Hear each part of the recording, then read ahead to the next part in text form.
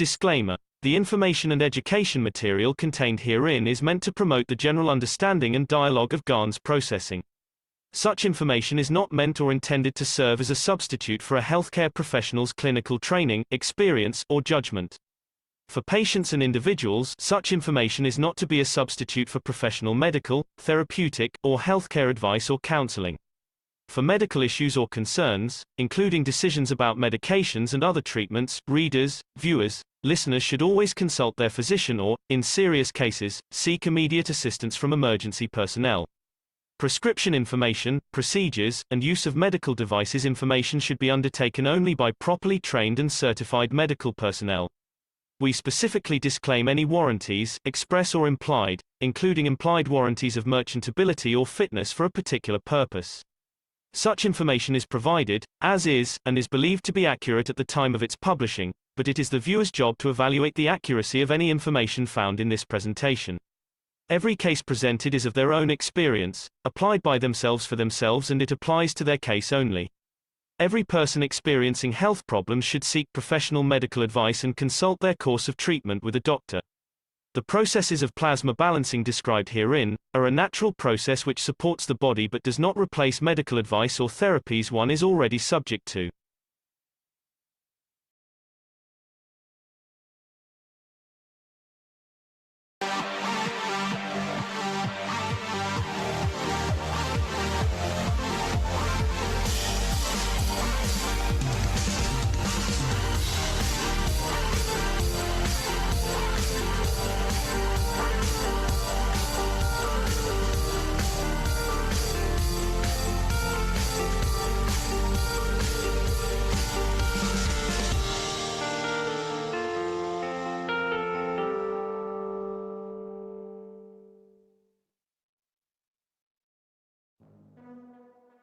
Innovative, revolutionary, stellar development, purest universal knowledge. In a transformative, futuristic design. The Universal Body Enhancement Spaceship Unit. The very first new evolutionary spaceship technology has been rolled out for mass production. Our Universal Body Enhancement Spaceship Unit is constructed from high-quality materials carefully selected by our team of experts. Embedding the essence of the new GANs plasma science and technology, it uses collective plasma field technology for changing and enhancing the environment of the body of the man. This new plasma enhancement changes the environment of the body to allow it to return to its natural, balanced, energetic condition, as in the womb of the mother, allowing every cell in the body of the man to find its natural, original field strength balance. The shape and field distribution in this new space plasma technology replicates the inner structure of the universe and replicates the balance fields from which the man was created at the point of inception in the womb of the mother, not only receiving balance in the physical, but also in the emotional sense too. For the first time in the history of man, a system has been developed and delivered which not only enhances the physical body of the man, but also enhances the emotional part of the user of the system, hence reducing and eliminating many problems that could not be solved in the world of science, to bring the body of the man into near perfection, as at the time of birth.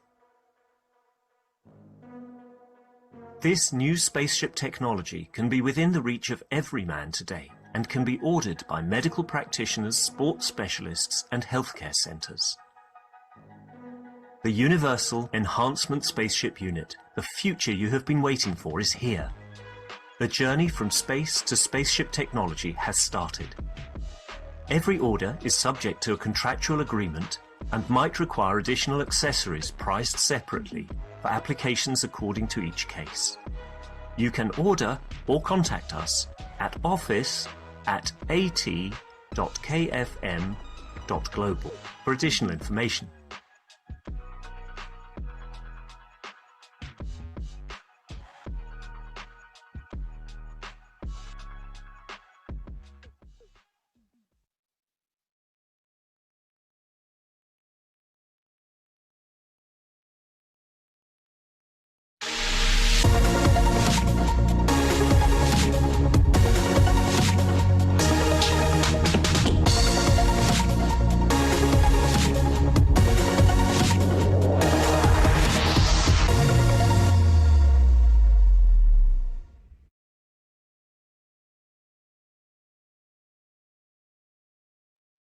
And hello, friends, neighbors. We welcome you to the Keshe American Knowledge Team for January 1st, 2023. We're wishing you all a happy new year to everyone here. And we've had one of the best years in 2022, Mr. Keshe indicated, for the Keshe Foundation. And now that we're not on our back foot anymore, we're really going to go forward in 2023. And there's a place for every soul in this structure to help bring the change. That's one of the beautiful things we've heard in a number of meetings where people are just accepted as who they are. Mr. Keshe has been pushing this idea that we're all equal, whether you're the ladybug or the plant or the planet or the creator. Even Mitra, he says, we're all equal, which is another new understanding. Well, he's laid out what's going to take place in general terms in 2023. And this is collaboration with the space agencies, which we'll hear about. I think they'll start by feeding the astronauts, maybe one day at a time, and then from a day to a week, and so on. Also, there'll be flights from Iran to Tel Aviv, or maybe from Tel Aviv to Iran, New York to Beijing. These will be some sort of testing flights, and they're going to work on it and develop it with the nationals of the country until the governments are ready to come along. There's also going to be a landing on the moon, I guess, with the physicality. We're going to see the expansion of the flights and the testing and so on coming on. One of the things that we need in the Keshe Foundation is this understanding of Alzheimer's, MS, and Parkinson's. And they'll be taking on 100 cases of each, as I understand it, along with the epileptic condition as well. And these knowledges are what we need to understand the work in space, the psychological part, the psychosomatic, and the somatic psycho. But these understandings of processing the Parkinson's, Alzheimer's, and so on will help us, I believe, in space. I know he talked about growing limbs. We've seen Mr. Keshe do it with a toe, and we've seen fingers grow.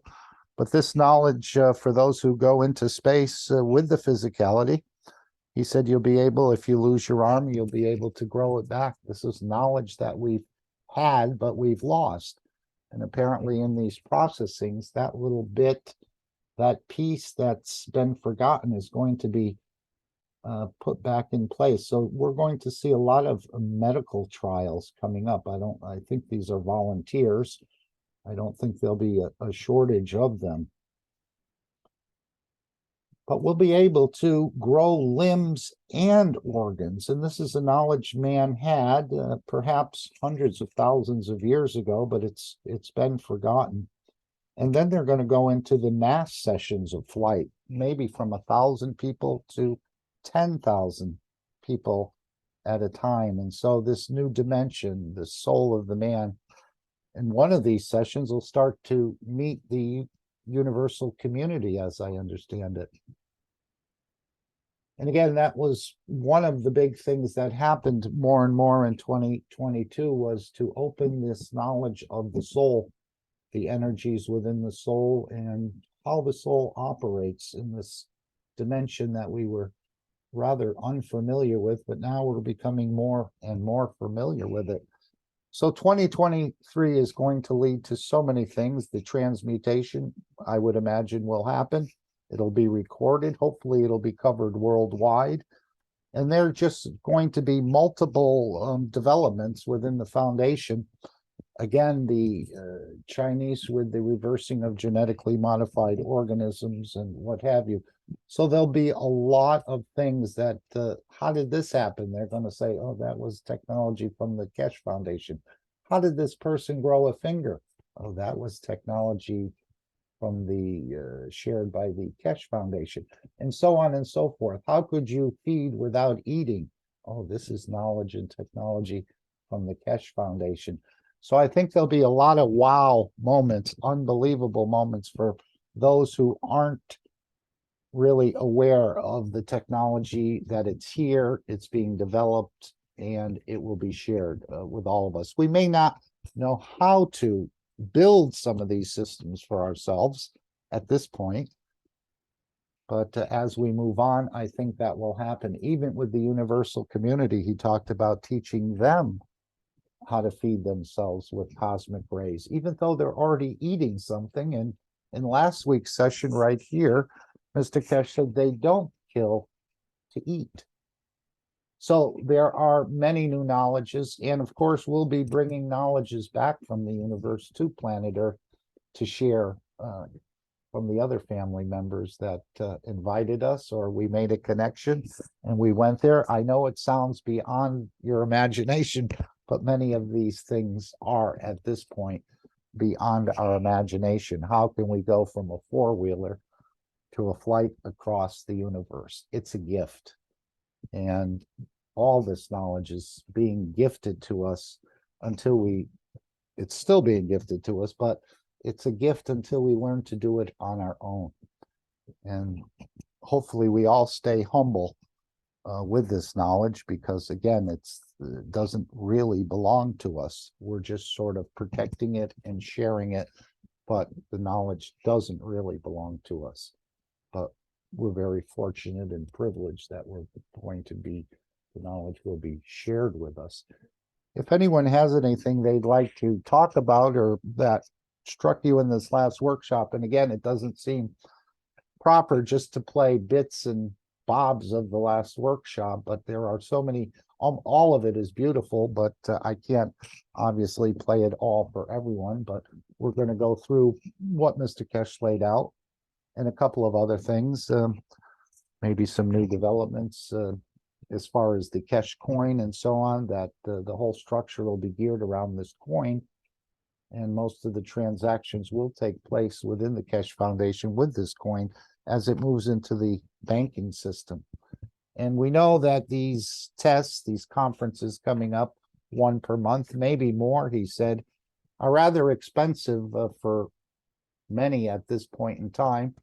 But we heard that those who can afford it will pay for it, and we're actually paying for the development of the system at this point.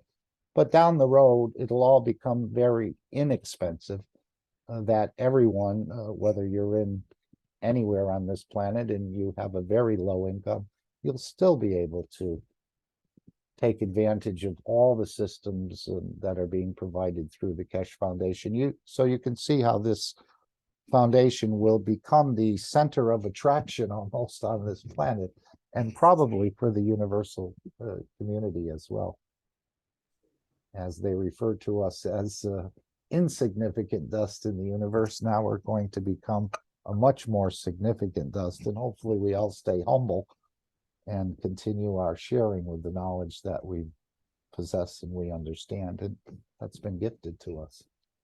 So I guess if no one has anything they'd like to bring up, we can go right into the workshop. Did I hear a mic open? Yeah, sorry. Diane. Yeah, Yes. I was like Welcome. you said about the field, like we don't own any of the knowledge. Like we need to share everything, because what we learn from the fields that have been passed on to us, like either like wherever, through the air or through DNA, whatever. And the fields, when we go, we leave behind, and that's carried on. Like, so the knowledge doesn't ever really belong to anyone. I mean, it belongs to all of us, but no one. Okay, I just wanted to share that. That was my understanding. I Maybe. agree. I know Ike asked Mr. Keshe, how do you stay so humble with the knowledge you carry? He said, the knowledge doesn't belong to me. It was gifted to me. Well, yeah, I guess that's with all of us. Like So we're not all receiving a gift. It's not Yeah. how much you study the workshops, even though you can, all of it's within the workshops, but it's just hard for us to put all the little puzzle pieces together. And of Yeah, that's course, why- go ahead. sorry, that's why it's important we share, is because we're all pieces of the puzzle, and we can't put the puzzle together if we don't share. Okay, and the puzzle is ever growing, so okay. Yeah, done. and the key to much of it is at this point is the cosmic rays. But we're going to understand that there are universal rays, cosmic rays, fundamental rays. I guess they're all together in a way, but yet we need to pick and choose and learn how to work with these fields and this interaction of fields, which, again, it's all been laid out. This is not a happenstance plan off the back of the envelope. This is all planned out with the universal community. The steps, step by step, we're coming into this knowledge. And again, the team has done this around the universe for millions of years. So it could be delayed, but it will be brought as it's been promised. So there could be some stumblings, some blocks, or maybe the technology is all not getting released simultaneously, but it'll come. It's all here, and it's all being offered to mankind to go out into the universe and to replicate, I think, what we've seen Mr. Keshe do on this planet. Take it from a warring, from a killing and an eating situation to a more peaceful and a sharing, because the knowledge of the creation is endless. So there'll always be new knowledges and new experiences to have in the universe. And this is what he said about jobs. You don't have to worry about having a job. You'll be so enthralled with exploring the universe that jobs won't make a difference at all, especially when you can travel, you can feed yourself, you can repair yourself, and the rest of it. So it's just an amazing time, again, beyond our belief that we could be here at this point in time to see such a beautiful change. But I think it's part of our schooling in a way, that we start to learn and to move the way the Creator moves. And this is this unconditional giving and sharing, while at the same time staying humble about it all. I guess if no one wants to add anything at this point, we'll go to the first clip. Yes? Go ahead. Did Mr. Keshe ever mention who created the creator? Yeah.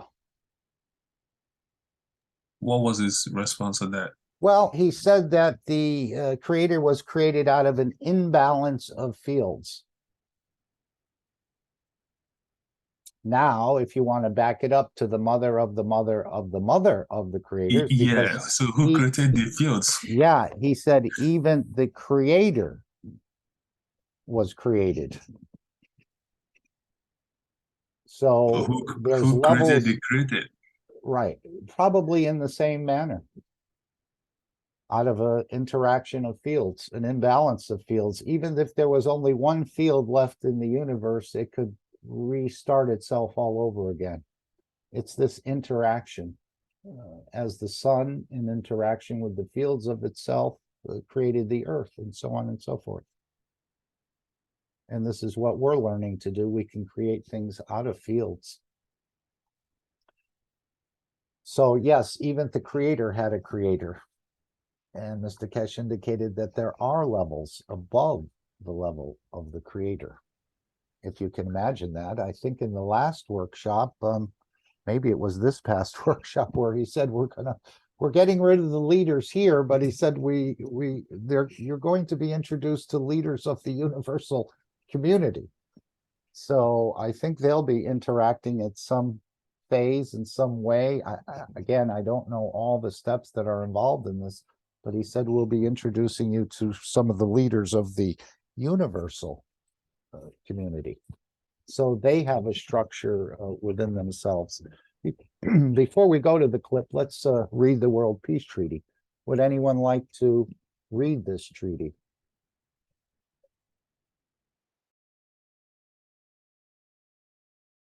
This is what the religious leaders will be endorsing. This is what the world leaders will be endorsing, top-level scientists, industrialists, and the rest. And this is the first entree, in a way, into the Keshe Foundation, is to agree to peace within yourself and within the universe. And I think it's more within yourself, because as you find peace in yourself, then there's no reason to fight. And a lot of things don't bother you that used to bother you, perhaps. I know that's been reported about people being processed in lints, that things with their husband or boyfriend that might have used to bother them, it sort of just is like water off a duck's back now. There's no interaction. It doesn't agitate people.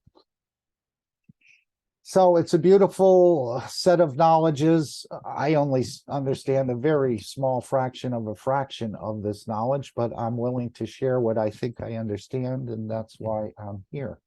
And I've always wished for the world peace. I never thought it would be delivered in this manner. I was only wishing for peace on this planet, and there would be more equality about the things that are distributed. But now we're learning about the soul. We're learning about the universal community. We're learning so many things that we never even thought about, really. And our past knowledge in the matter state is sort of faded in a way compared to the new knowledge that we're receiving through a universal messenger named Mr. Keshe. And I'm sure there are many universal messengers. This is a very large unicos, or many unicoses. Again, I don't even understand the full structure of it all. So this is our World Peace Treaty. This is the first step into becoming part of the community that wishes for peace, or operates on this level of understanding, this ethos that none are better than the others, none are higher than the others. The idea of kingship and all these things are over. So you can print this out at the Keshe Foundation and sign it yourself, and you don't even have to sign it with a pen. As we know, there's no pen. You won't find anything written in the universe, but you can sign it with the pen of your soul. Either way works. The World Peace Treaty. We, as citizens of the earth, from this moment on, accept to lay down all tools of aggression and war. We, shall never think about getting involved or incite war, or develop or use any tools of war on this planet or in space. And to this we, all agree and swear with our or my, and you can delete as possible, as appropriate, whether it's for your nation, your territory, your council, your religion, your city, your town, your body, or your soul. Simply put your name, your signature, your date, position held, and again, on behalf of your nation, your territory, your council, your village, your city, what have you, your language community. Have it witnessed, simply name, signature, date, position held. And this is the most important part, I think. After displaying this treaty, be proud to display this certificate wherever you consider being important to you, that everyone can see and know your ethos to fellow men and the mankind and other created beauties of the Creator. In this idea of ethos, we're introducing a new science, a new ethos, and a new language. And that ethos is just a way of behaving, in a way, that we have this understanding that we are here to serve and not to be served. That would be one of the bigger ethoses, or that the stronger feeds the weaker, as opposed to what we've always taught: the bigger dog bites the little dog and the little dog runs away. Well, in the new structure, the big dog elevates the little dog and enhances the little dog and brings the smaller dog up to their level of understanding, or just their level of existence, and they're all equal. So that's one of the beauties of the foundation. And again, it's foreign to us because we see the sports and one team has to win and the other has to lose. But in space, it becomes a win-win situation, as long as we don't run into any of these magicians, and that could fool us. But I think we're being prepared for that, and we're being taken into space as equals with the universal community. And that's one of the processes going on in these monthly conferences, is the working with the soul to develop the soul that it can travel in space. So this is one of the offerings right now of the Keshe Foundation. This will take place on the 20th of January at noon, Central European time. And booking is opened until the 14th. So don't wait to sign up for this.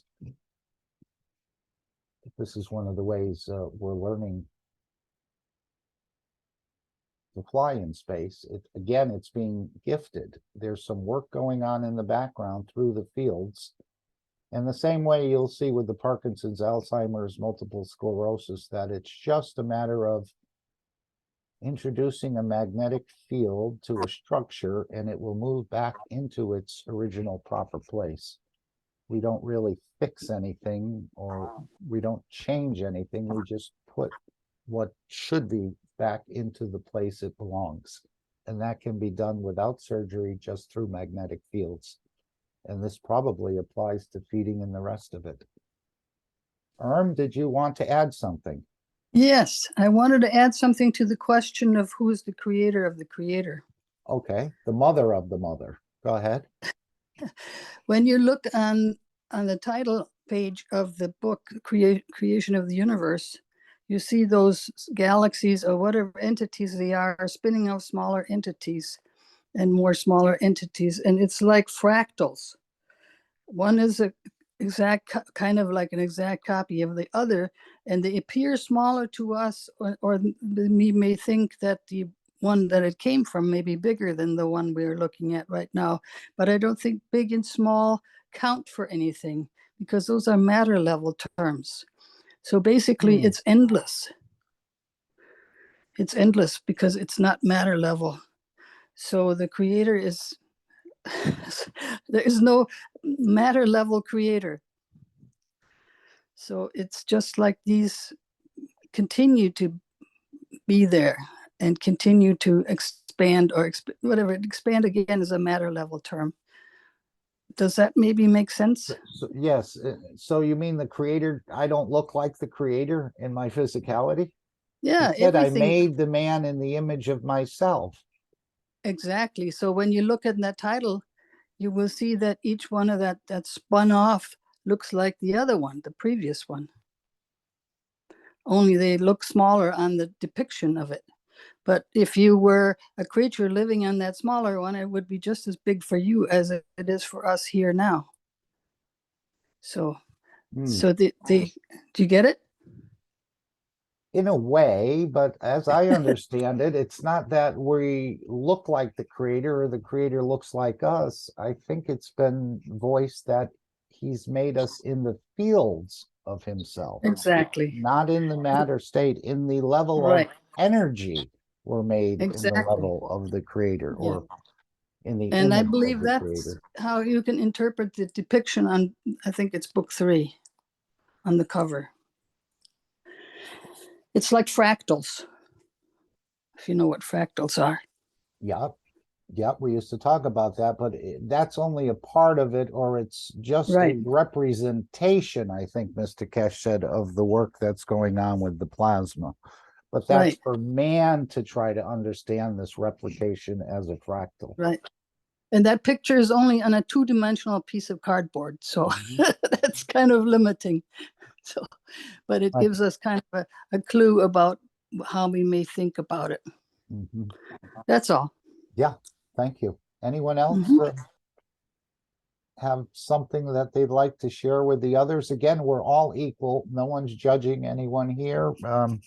We don't look at your knowledge. We don't look at your physicality. We just see what the soul would like to bring in. Hi, Stan. I just want to share that, like, I feel that we're on the lowest level, and the highest level, like, or which is actually level, is way high above us. We can only understand so much. We're at this level. We're just becoming a worm, or the worm is just becoming the butterfly kind of thing. And what's beyond that is beyond us. That's my understanding. I don't know. Well, you're walking around with the totality, the soul. Nothing is hidden from the soul. So you do have it. It's just we forgot how to tap into much of the knowledge that we're carrying around with us, that we don't even realize. We've resigned ourselves so much to the physicality that the energy level seems almost like a joke. Well, We yeah, have to do something with our physicality for something else to happen. yeah, we're at the lowest level. That's my understanding anyway. Thank you. Mhm. Good, good. We like different understandings. Randy? Yes, I'd like to share some things about the revelation of the lizard growing the limbs back. We're going to hear about this coming up, I think. It's in part of it, but yes, tell us more. I had an industrial accident and had a disagreement with a big transmission in my tow truck and cut part of my finger off. But spiritually, the rest of that finger's still there. The energy The is still phantom, there. Yes. yes, the energy is still there. I even went, a friend of mine who built a Curlian camera, a real one, took a picture. Yes, the energy is still there. Sometimes I go to rub the end of the finger because, you know, the nerve endings are cut off. But as far as the spiritual body is concerned, it's still there. So, like Mr. Keshe said, Mr. Lizard does it by connecting with the cosmic energies. Yes. So I think this is the year we're going to learn how to do that in the physicality. And who knows? I said, yes, well, let's grow it back then. Because the information is still there. DNA, RNA is all there in the next cell, right in the finger. So another thing I'd like to share. I think it's in I the got- brain, Randy, but yes, that I got knowledge the- is there. Yes, I got the 4 plugins, the energizers. Okay, this is Couple offered days in the ago. store. Yeah, Let's that's see right. if I can find it. It's What was it? under GAN's products. Keshe GAN's products. That's where ceramic. down, down, down. Right there, right where you got your cursor. It's there. Okay, let's see what Randy is speaking of here. Let's see if we can find it. Right there. Okay. Keshe GAN's Environment Balancer. Ultrasonic, the product generates a large range of ultrasonic waves that repel mosquitoes, rats, cockroaches, but there's more than one. One is for small insects and bugs, perhaps. If you go to the info, it'll tell you what each one does.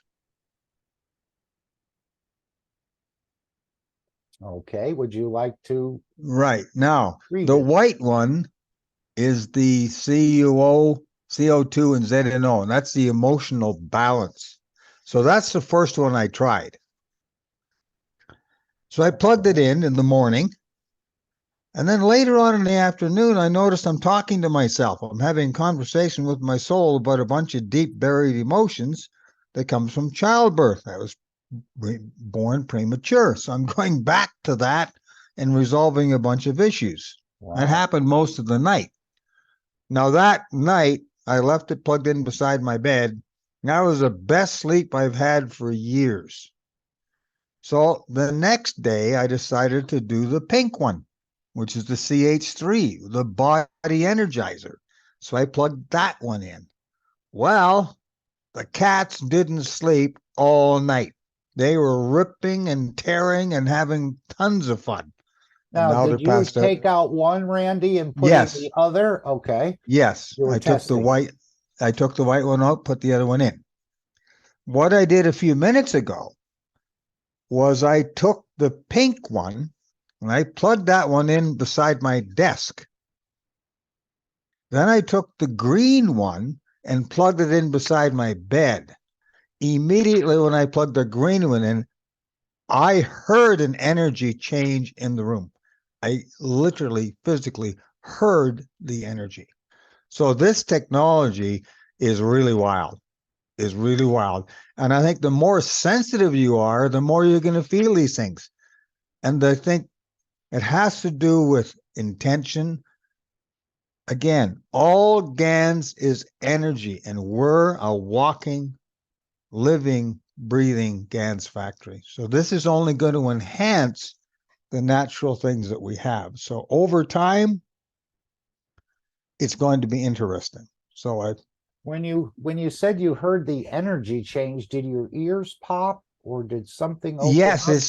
it's something opened up in the ears. Okay. It's like a really super high pitch, and then it leveled out.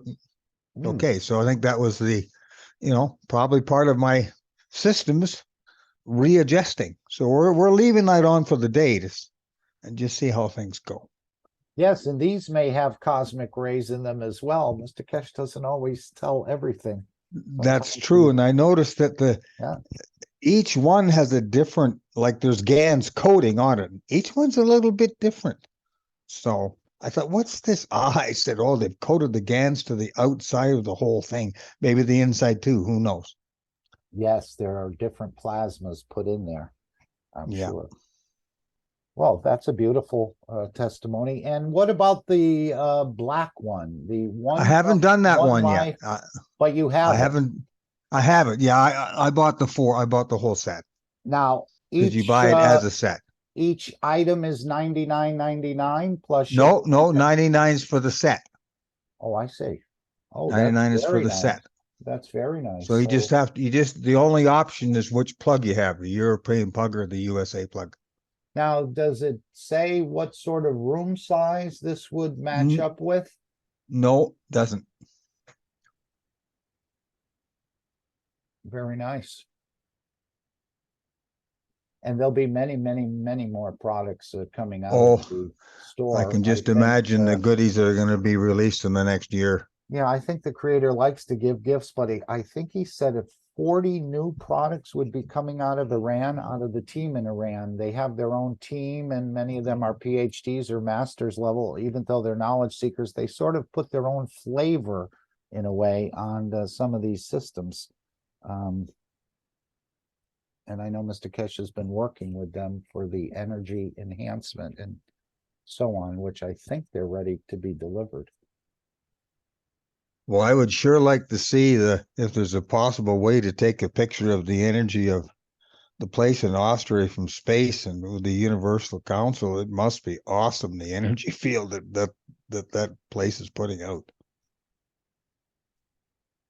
Yeah, it's just amazing what's happening. And again, so many new products. We have a lot to learn interacting with the plasma in the matter state as well as interacting with the plasma and the energy state. So we're learning quite a bit, but apparently the key is the cosmic rays, which hasn't been totally revealed. And like I said, I think they're going to keep that within the foundation for the moment until we, even though he said man has matured enough to sit at the table of the creator. So we're going through a maturing process, a wide range of understanding, and all of these systems are soul elevating systems, even though we look at it as pest control or some other thing.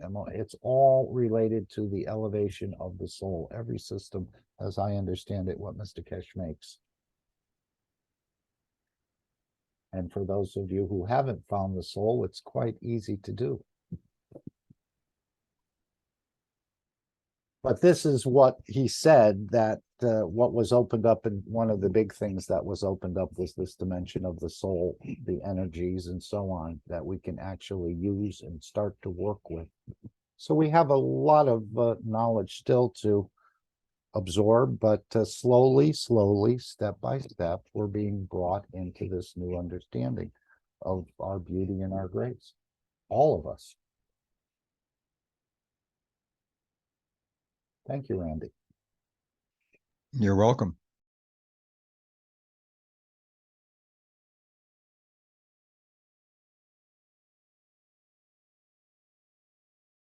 And let's hear Mr. Keshe review some of this, some of the details here. And again, these details are subject to change depending on what happens in the background, but the main thrust of it, we're all moving in the same direction to bring man as equal, bring peace on this planet, and then to bring man as equals into the universal community, which we call space.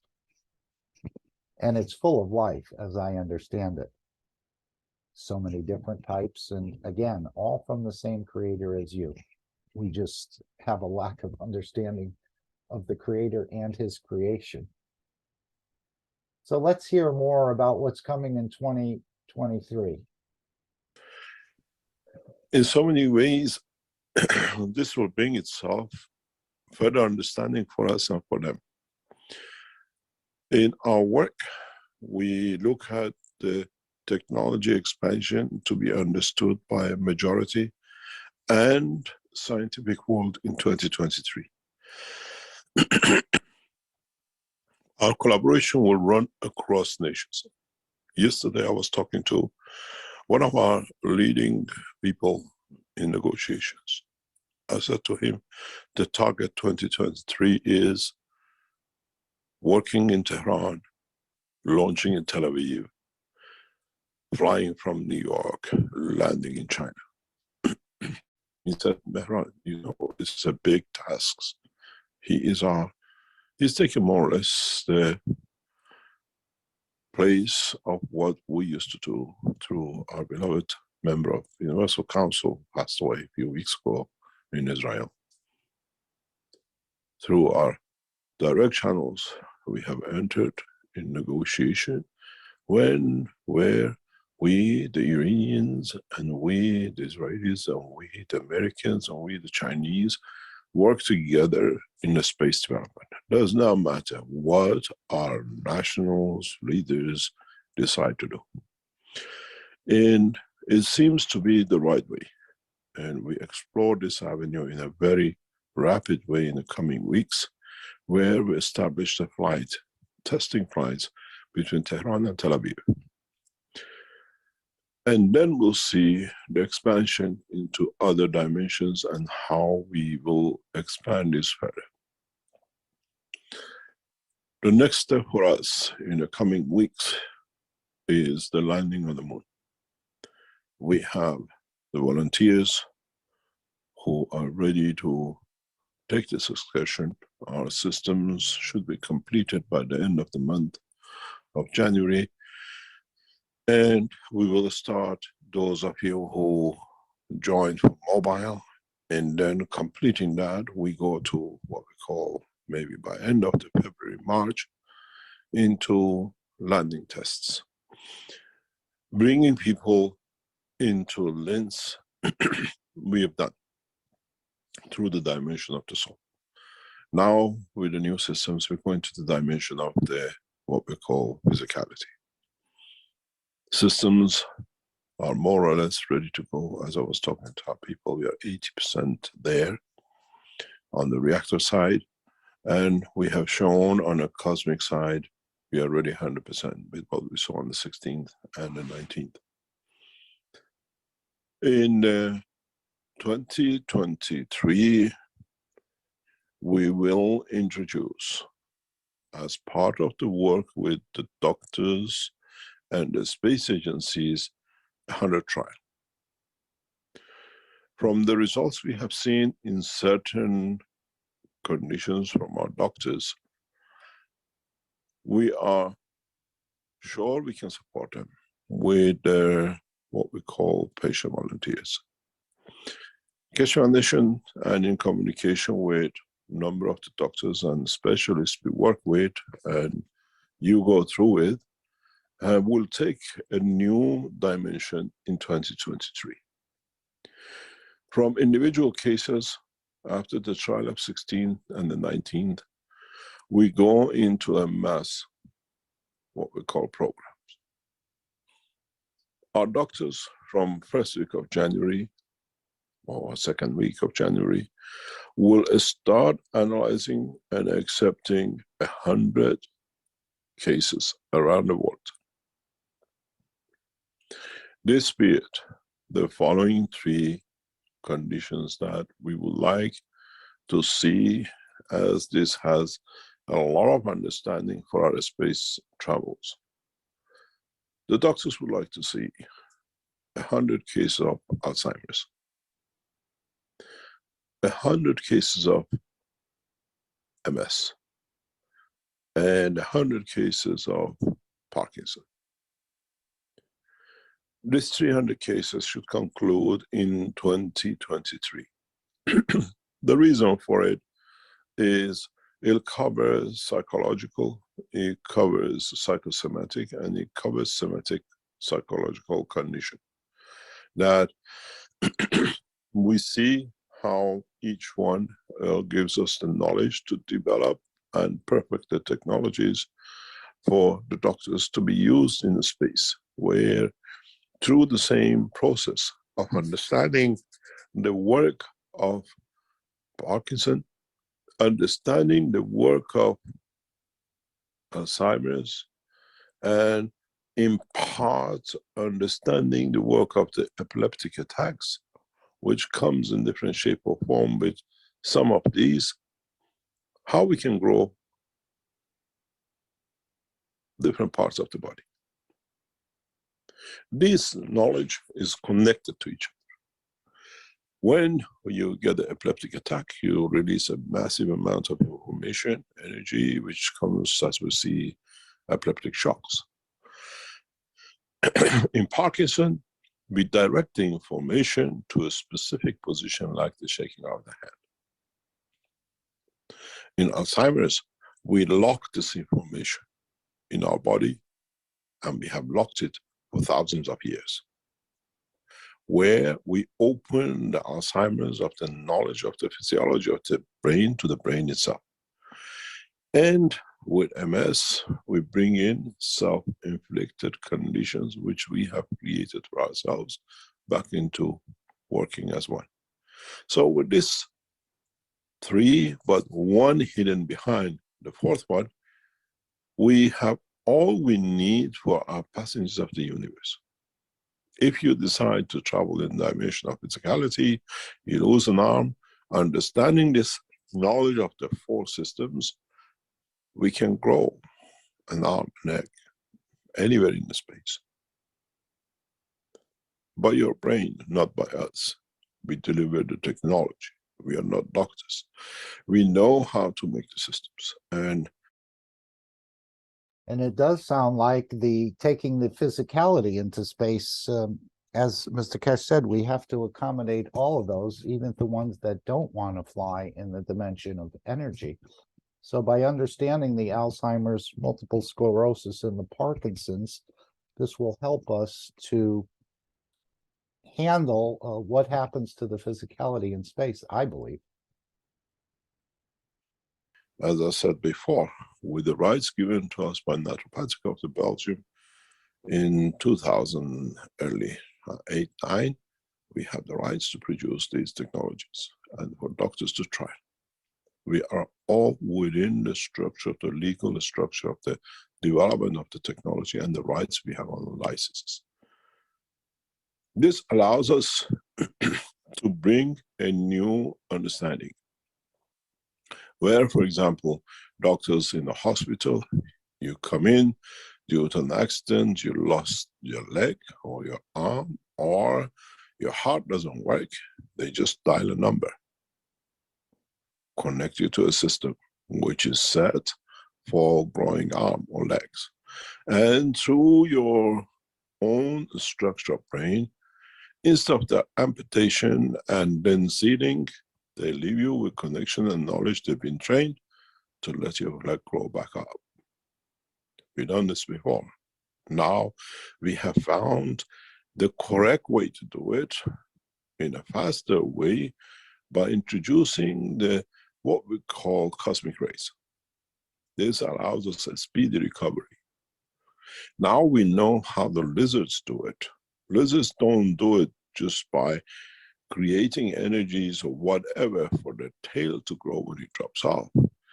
Through a specific condition they have created within their skin, they absorb cosmic rays, which speeds up the growth. Now we have access to that knowledge. Now humanity has learned how the lizards does it and do it. But the beauty of it is human body used to know how to do it. We were little mouses and rats in the holes in the time of dinosaurs.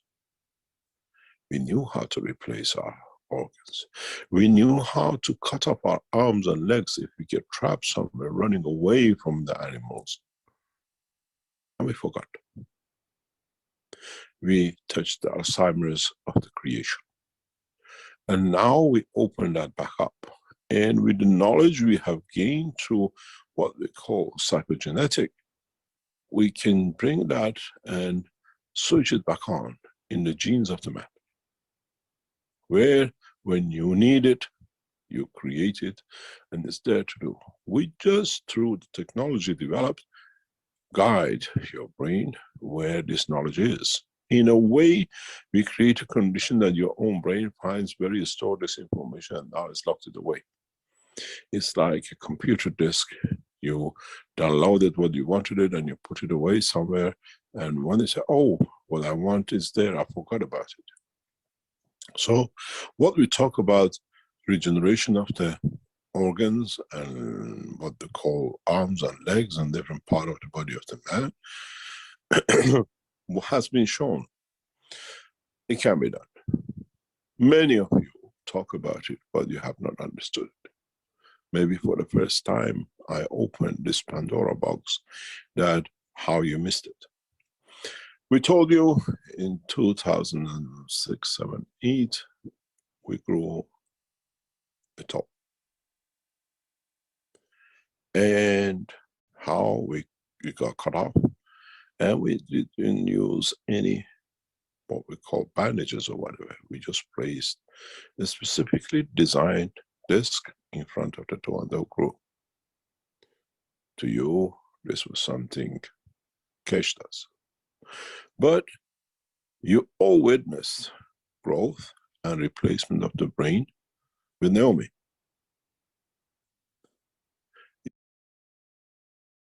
So now we can see one way that life could be extended in the physicality. If you can repair or replace your own organs, this will directly correlate to life extension, I believe. We just took it as somebody who had a condition, coma, and we brought her out of coma. But in fact, the biggest development in the science of the man was right in front of you, and you missed it. When we say we can grow arms and legs, this is nothing compared to growing what grows the arm and leg, which is the brain of the man. And you all witnessed it. So what we say, what you've seen now makes sense. Now, if we were in a condition of losing an organ or an arm, you need a kidney replacement, or you lost a kidney, or you're born with one kidney, or you're born with some heart defects. Now the technology is there.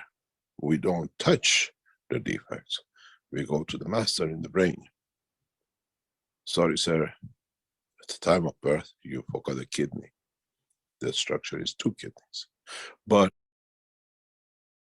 just thinking organ trafficking, organ harvesting will come to an end.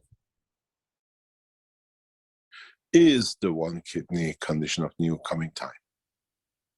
Is 1 kidney what we needed in new race that we don't need to? Are we going to 1 organ systems in part of our body? And now we learn more.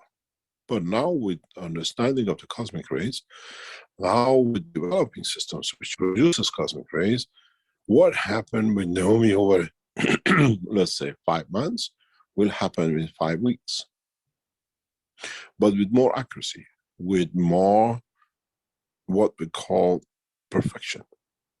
And so this is what we see in 2023.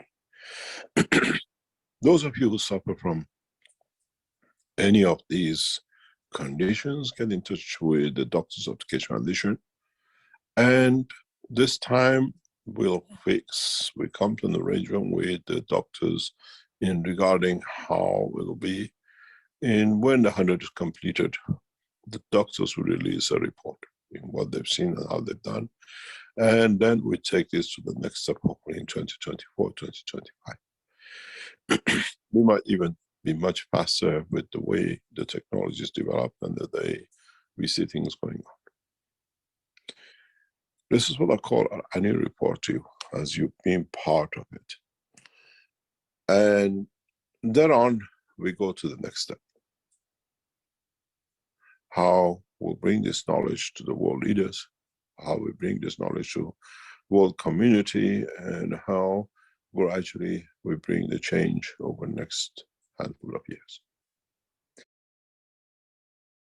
So that should give you a little bit of an understanding for all of us as how they are going to bring this change over the next few years to this planet. And it may even happen sooner. It all depends. Some of these things are in flux.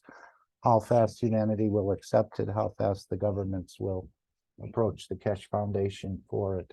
I'm sure the world leaders are raving to get into this and to balance out some of their conditions. So hopefully they work with the Keshe Foundation and don't drag it anymore. Anyone would like to add anything here?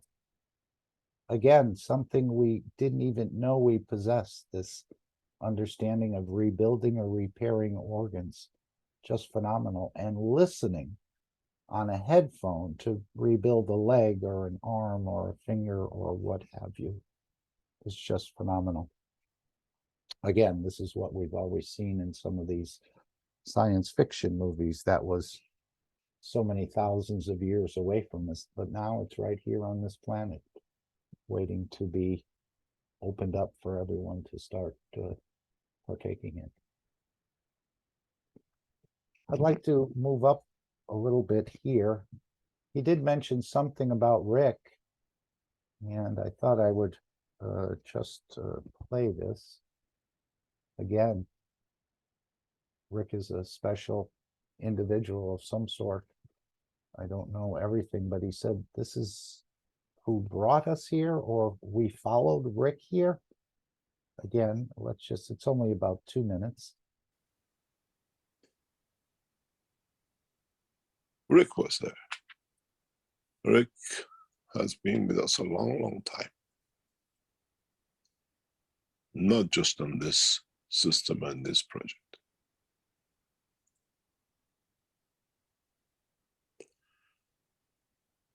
It's the guy we came with. Things are not accidental and coincidental.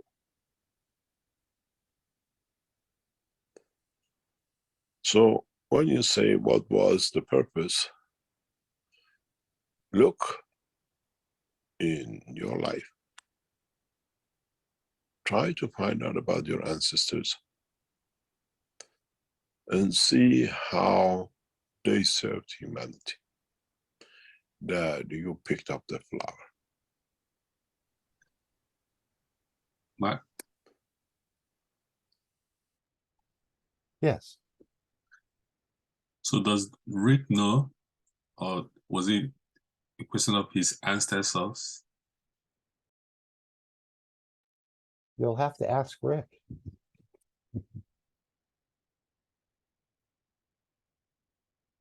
But I think we all have the same experience, even though we don't know our ancestors or know exactly. He said, try to find out.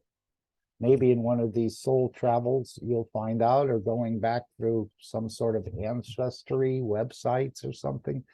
You may read up on some of your ancestors, but he said you picked up the flower that they left. So you're continuing with that work, as I understand it. Anyone else?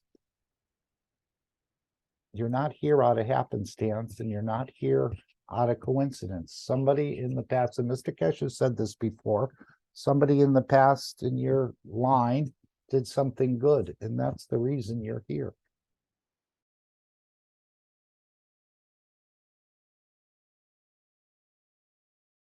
So I just thought I'd play that little mention of Rick here. Rick has been always there, as we all know, from the very beginning. He says we followed this guy here, or Rick brought us here. So I don't know what all that means. We'll have to ask Mr. Keshe to open that up a little bit more. We'll go to the next part about these disasters and so on, if we can, or maybe we'll just let it play right into it. How about that? Now you understand why none of the ones on the 16 came in the dimension of the soul to get anything. They came to celebrate what was achieved. End of an era. Now maybe you understand.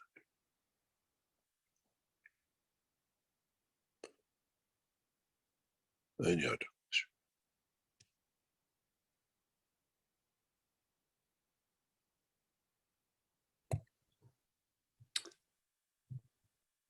Okay, thank you, Mr. Keshe. We have a question from Crypto Alchemist on YouTube. Question: How do average citizens that might be low on income but huge on soul and love gain access to experience the Keshe space program and technology from somewhere like the middle of Canada, where I live? That's from Crypto. Wait your time. The ones who have are paying for the systems to be developed. We are gradually in 2023 going the server system, but plasma server system. As now the knowledge is becoming a little bit more mature, we are taking more and more people on. We already started it in the back end of this year, but it'll be rapidly increased. It's what it is. There are expenses incurred on the foundation to run these technologies, and with the huge loss we had, it set us back by quite a bit. But luckily enough, it won't take us long to be back on the track with what has been set in the background past years. But in general, it's like if you had a Parkinson, our doctors would have charged you $100,000 to $200,000. If you had a cancer, would have cost you around the fees of paying to do. What we have discussed now with the 100 cases, the centers which will accept the cases of Parkinson, the Alzheimer's, and the MS will come up with a given time with a group of people. And this will allow us to increase our systems, but reduce our costs. And something around about 10,000 euro has been set for Parkinson and for what we call MS and the others. But this will come in effect in the coming weeks. Those of you who entered with the doctors in the process will stay the same. We will not change it. We cannot change it because it was set up. When we start the trials in months or weeks, then they have to decide, the doctors, is 10,000 enough to cover the expenses of theirs? And will it cover the additional expenses which they incur? If you have to look after one patient is different than when you have 30 patients. You have to bring in other doctors to monitor, you have to bring nurses or what they call secretaries and structures to do. So maybe some doctors increase it to 2025, maybe some doctors, this is not in our hand, they decide. But then now you see it. When we go into the national and international level, where let's say 10,000, 20,000, I think the cost will come down to about 3 to 5 or maybe 10,000 fixed by governments. It's the same with disasters. Now you have a disaster. The whole idea of paying is the ones that can pay will pay right now for the development of the system. So don't feel left out because you can't afford to pay or don't have the funds to pay at this moment. Allow the other ones to pay, help develop the system, and then, as Mr. Keshe will say right here, all the costs will come down to dollars or pennies or something small. But the ones who have the funds are putting their funds to develop the system at this point. So you're all included, as I see it. In North America, many people have lost their lives. You hit with the frost, with water, shortage of food, shortage of medicine. It's just not that the people's hit, or the hospitals and centers of the health centers are hit. How it's going to happen? Keshe Foundation in the coming time will come to an agreement with the American government. We cover in this area 10,000 people we feed for 2 weeks till they find normality. In this area, we cover for all medical needs. You're diabetic, you need to get insulin, you can't get, the system is broken down. You have to take certain kind of medicine you cannot reach. We deliver through our system. You've got to understand what this change will bring. There in Africa, you got tens of thousands of people in droughts, dying of hunger. United Nations to get money from Americans inflated for their farmers, and instead of 100 kilo getting 1 kilo, but the price paid through agents, this all will die away. I explained yesterday in Rick's teaching, another teaching. You give every hungry person 1 headphone, and we feed them. There are more mobile phones on this planet today than number of humans. So it's not difficult. What I call one phone, one life. Go back to the teachings of years ago. I said with 2 mobile phones, you live forever. We provide all your needs. And because you couldn't understand it, we explained to you with the batteries and whatever. With 2. So I think the 2 mobile phones are, you have one and the system in Linz is the other one, but I could be wrong because he did talk about reaching the G9 and G10, having the 2 phones, and you can reach eternal life through those phones. Mobile phones in your hands. Now you understand where the technology was set up. We couldn't explain to you that time.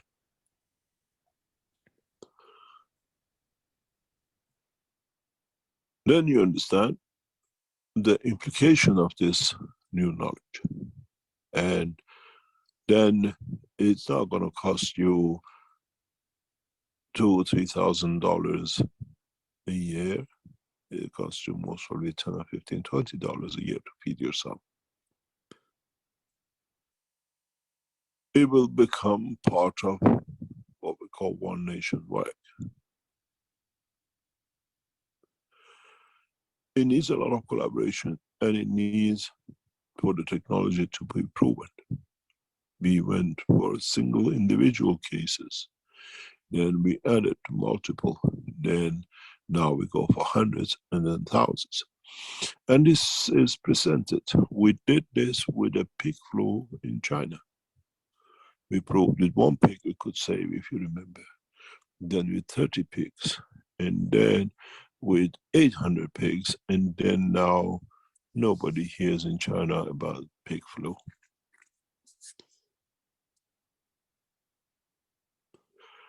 So maybe in 5 years' time, depending on how we work with governments and how big multinationals, which are going to lose their control over grain and the rest, play the game,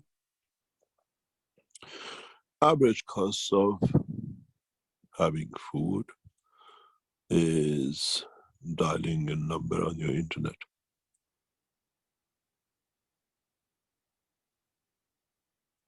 There'll be service providers like you have today.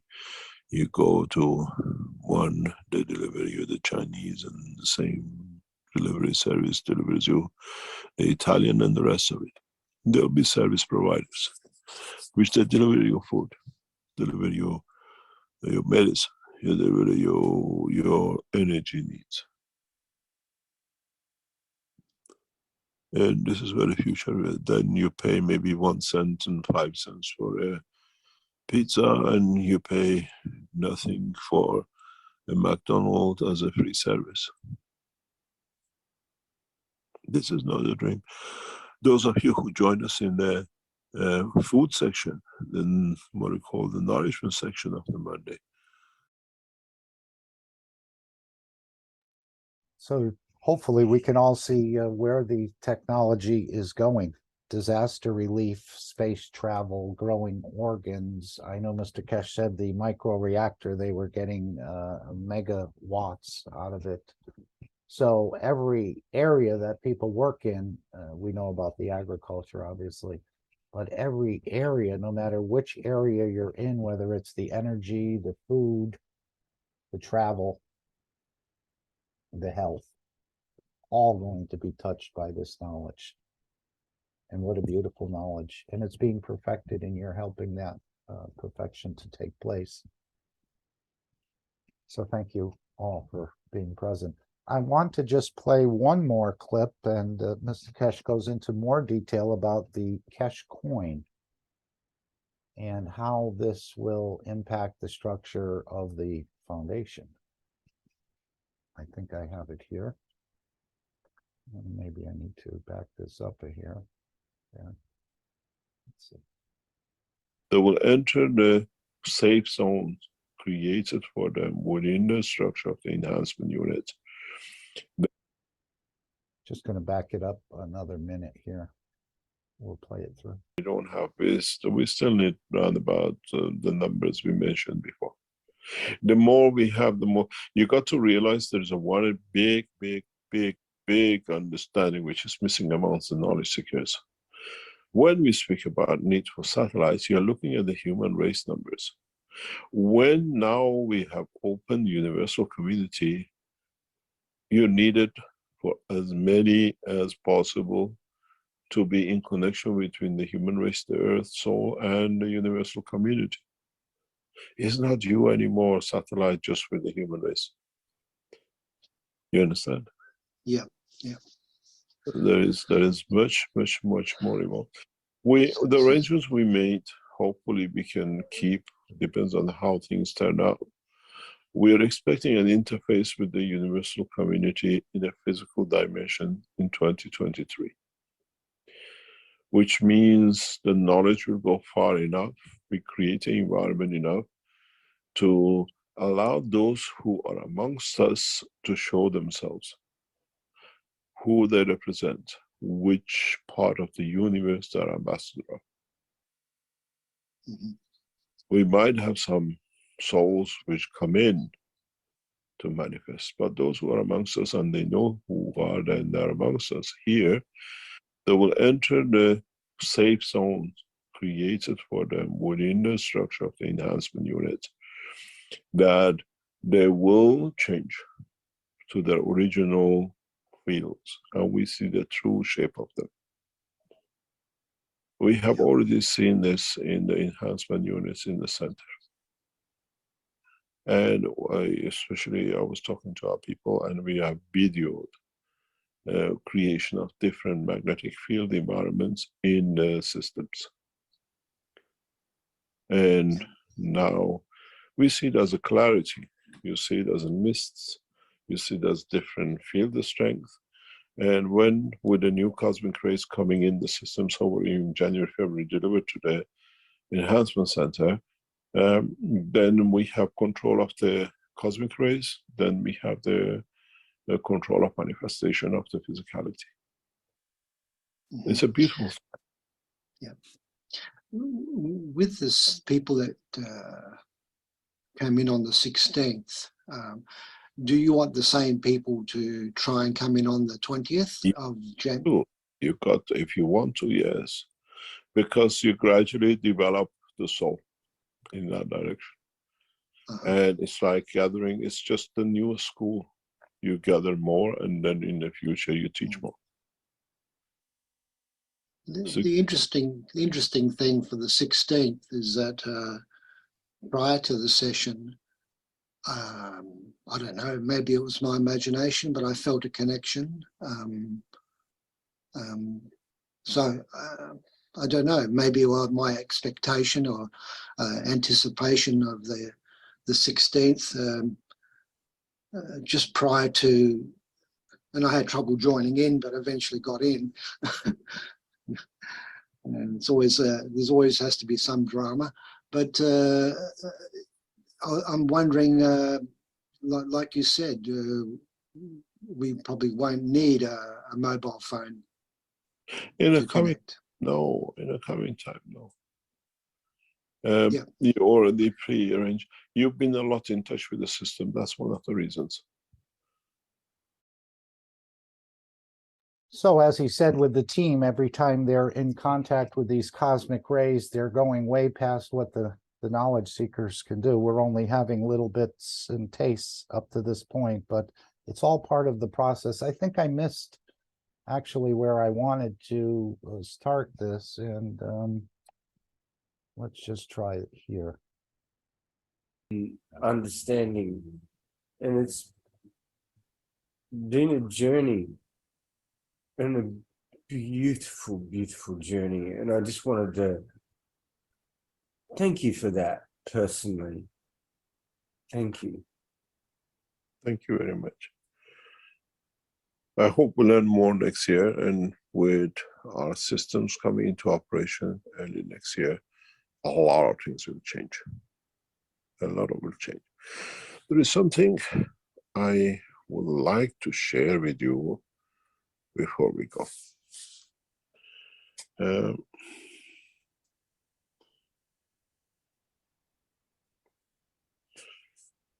As part of our work and as part of the work of the Keshe Foundation, as we promised you, we bring the new structure and new order for those who still want the dimension of physicality. This was created some 3-4 years ago and was kept. And now as we go to a structure of one planet, one nation, one race and one organization,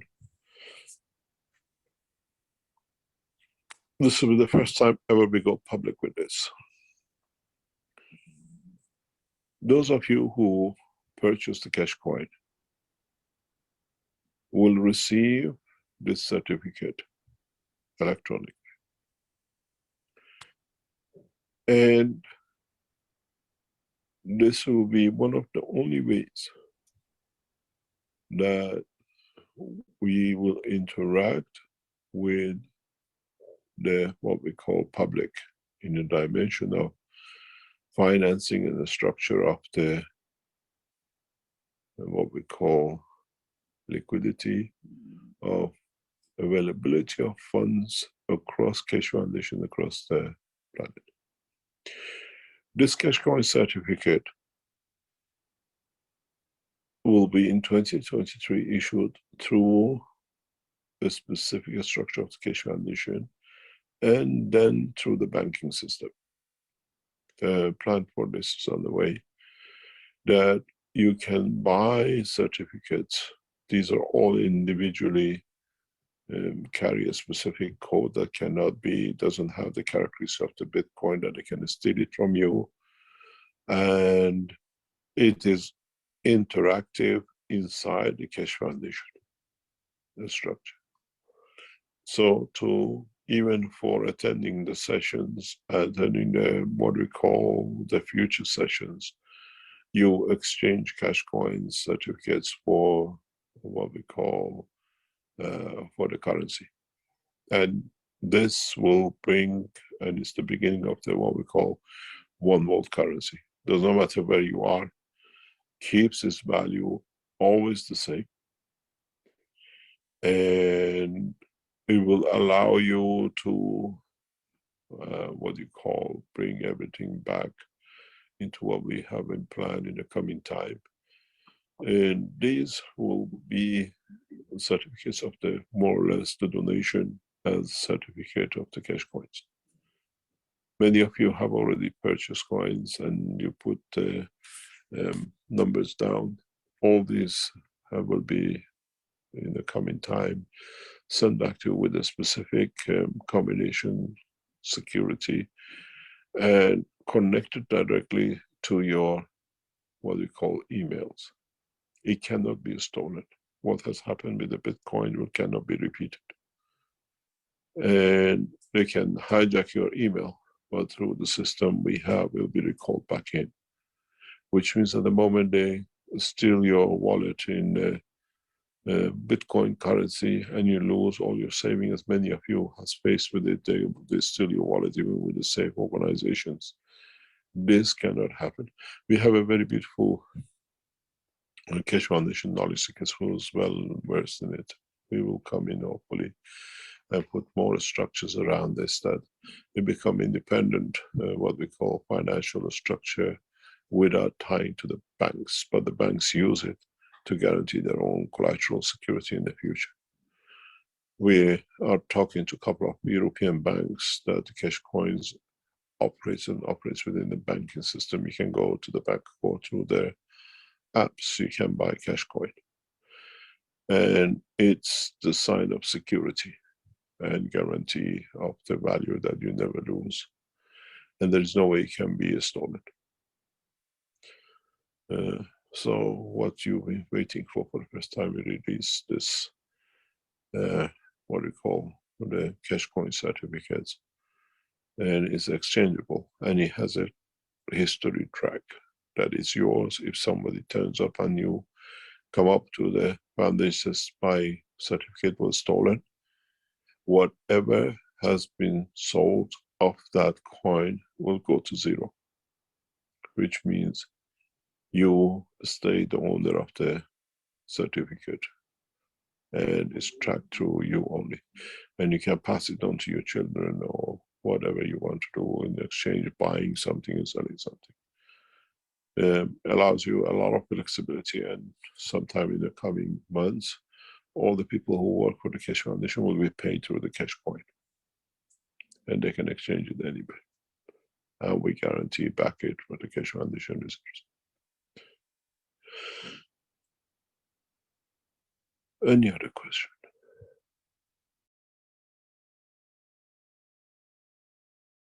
Okay, so let's play our video on the Keshe Coin, which many of you have heard, but perhaps some who will listen to this for the first time will start to become more familiar. And again, this is getting us away from the money idea so much, even though that'll, as long as man is in the physicality, I guess they'll still be using money, but that will eventually fade away, maybe a while, but let's hear. And this is the Keshe Coin, which again was put out a few years ago.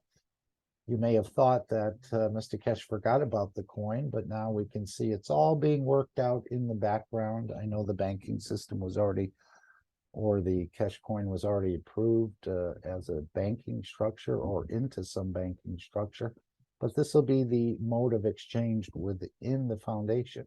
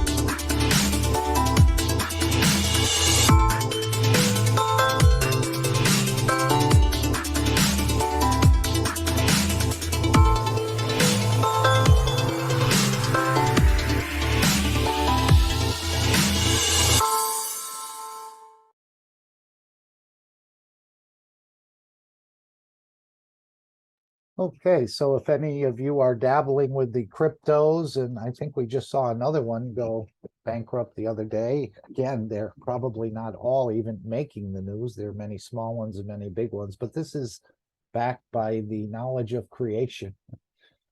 And this is the way things will move in and around the foundation, is through this coin, as I understand it. And if you're not secure with your bank, or think they'll have a bail-in or whatever and take some of your funds, it may be advisable to start accumulating. They're guaranteed. They're really not for speculation, although there is a 3% return on your coin. And as Mr. Keshe said, you can even pass it to future generations. There was another part where Mr. Keshe was talking about the lights that would be created within a person. I don't have that exact timestamp, but he said we're going to connect you with the soul of the planet. And in the future, you won't need any street lights. You won't need any light at all, as you'll be, if I understand it, projecting some light. Maybe it won't even be light in the visible realm. I'm not absolutely sure, but you'll be able to move as if there is light. You'll be able to sense who's behind you, who's in front of you, and so on and so forth. So there are many beautiful, beautiful parts of this workshop. I encourage everyone to explore more for yourselves, as it is our obligation, all of us, to investigate and understand this technology for yourself. But we are sharing as much as we can. Would anyone like to say anything about what we've heard, or we'll go to the Dome of Peace next?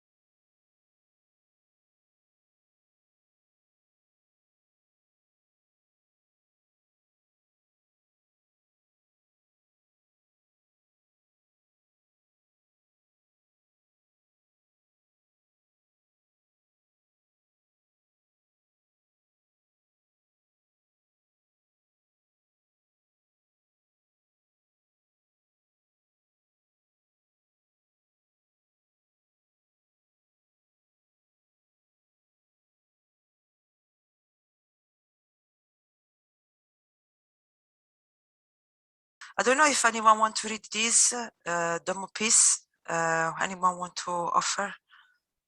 I With a will nice read it voice. for you. Okay. This is what came in and what is now become a pattern. This from a guy, I don't know him, but he says, please remember this Sunday and every Sunday from now on, till we raise the soul of this planet to a peaceful planet. Keshe Foundation knowledge seekers worldwide will spread the gas waters around the world at 12 p.m. Central European Time and or 18 p.m. Central European Time every Sunday at the same time as they choose which time to suit them. Thank you for participating in this greatest movement by the soul of the man to bring about the peace on this planet as the permanent feature of the life of this planet.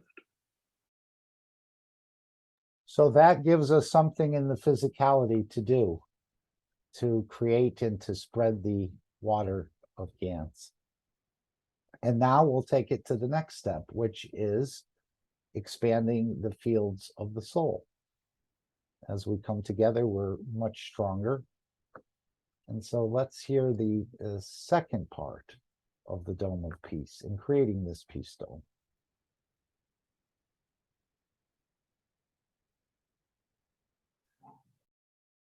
Anybody wants to read the Dome of Peace? I mean, beautiful souls in here. Okay, I'll read this beautiful presentation of Dome of Peace. And the Dome of Peace is already here. All the knowledge seekers, truth seekers, lovers of humanity has built it in a way, spreading the guns, loving each other as shareholders. So I will read this as please remember, every Sunday from now on until we raise the soul of this planet to a peaceful planet, Keshe Foundation knowledge seekers worldwide will spread the Gans waters around the world at 12 p.m. CET and or at 18 p.m. CET every Sunday at the same time, as they choose which time to suit them. Thank you for the participation in this greatest movement by the soul of man to bring about the peace on this planet as a permanent feature of the life of this planet. Mr. Keshe suggests we add the next step to create the Dome of Peace with power of the souls, as we have already going through this with the 2 eyes. And we ask you to spread the Gans waters each Sunday. Now we give you a new path. Now try to unite each other's souls. Try to elevate the souls of humanity, soul of humanity, through your own soul to a level that no one can touch, the embodiment of the human race. So beautiful. Choose a time where all of you come together on the soul level in a state of inner calmness. At that time, don't spread the water of Gans, but spread your soul. Unite, and in time, we will make a new race out of the soul of man. And then, instead of doing it once a week, do it all the time. M.T. Keshe. Thank you. Thank you, Shweta. So we can see we can use the Gans waters. And again, it's still a greatest movement by the soul of the man. That's what he said. Thank you for participating in this greatest movement by the soul of the man to bring about the peace on this planet as a permanent feature of the life on this planet. So we can still see the physicality following the totality, which is the soul of the man. And now we go to the next step, which is using our souls, the energies of our souls, to create the condition of peace on this planet. Doesn't always work out in 1 hour where everything is fixed and goes back to normal or is the way you want to see it, but this is practice for us to start using and becoming more aware of the energies within us and what we can do to create conditions that bring about this peace. So let us all take 5 minutes together and we can start. Would anyone like to add anything at this point? I know the Brazilians are regularly doing this with their daily intentions, and then on Wednesday for the 5+1 and the peace negotiators in Vienna. Let's just find that part. Just go right here. Oops, there we go. So let us collectively, with inner calmness, expand the fields of our soul. This is the way we're going to start working. This is the way the universal community works. And this is why there's no fighting, or they don't have the kind of needs that we think we have, because they create everything out of the fields. And obviously they've learned, maybe they're using systems and maybe they're not using their soul. I don't really know. But this is the way we're being asked to develop the physicality, releasing the Gans waters, and then on the energy level. And of course, as Mr. Keshe said, all of the created things will be able to move between these 2 dimensions, but we have to be aware of them. We're very good with the physicality, but the energy level is a little bit foreign to us. So that's why we're practicing. He said, you handle the energy level, I'll handle the physicality in these 5+1 negotiations. So we'll take 5 minutes of silence for the souls of the 5+1 peace negotiators, the soul of the International Atomic Energy Agency, all souls working for peace in Vienna, the soul of humanity, the soul of world leaders and religious leaders of planet Earth. So let's start now. We'll just take a moment of silence. 5 minutes. Thank you.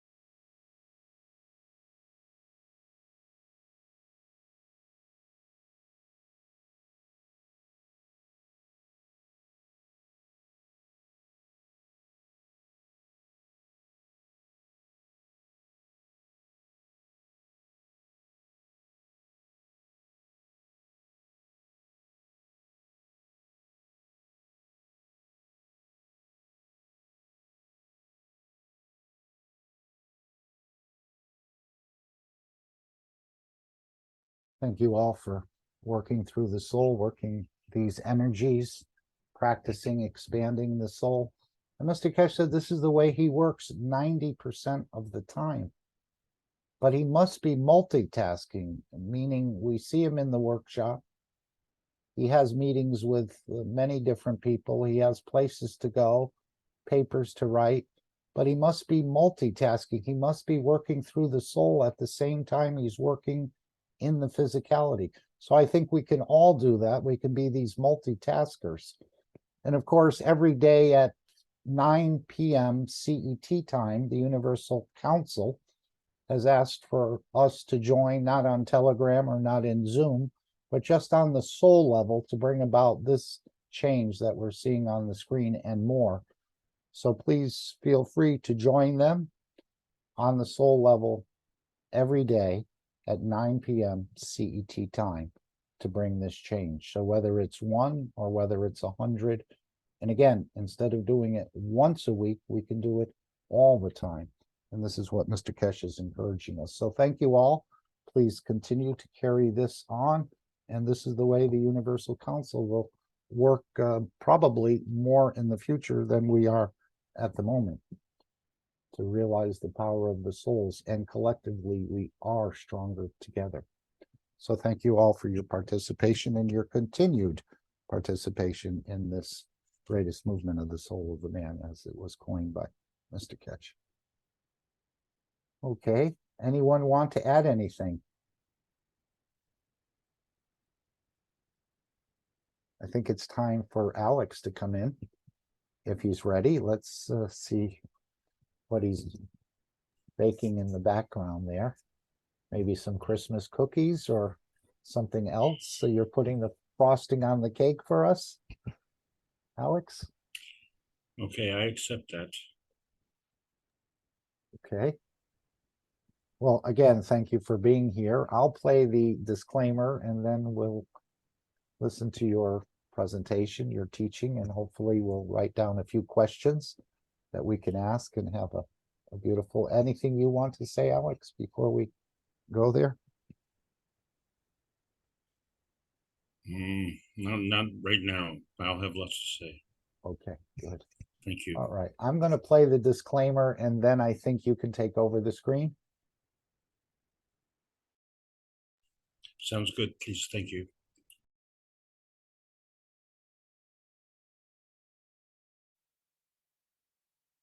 Disclaimer. The information and education material contained herein is meant to promote the general understanding and dialogue of GAN's processing. Such information is not meant or intended to serve as a substitute for a healthcare professional's clinical training, experience, or judgment. For patients and individuals, such information is not to be a substitute for professional medical, therapeutic, or healthcare advice or counseling.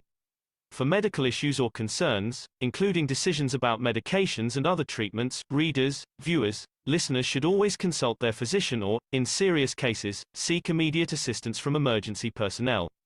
Prescription information, procedures, and use of medical devices information should be undertaken only by properly trained and certified medical personnel. We specifically disclaim any warranties, express or implied, including implied warranties of merchantability or fitness for a particular purpose.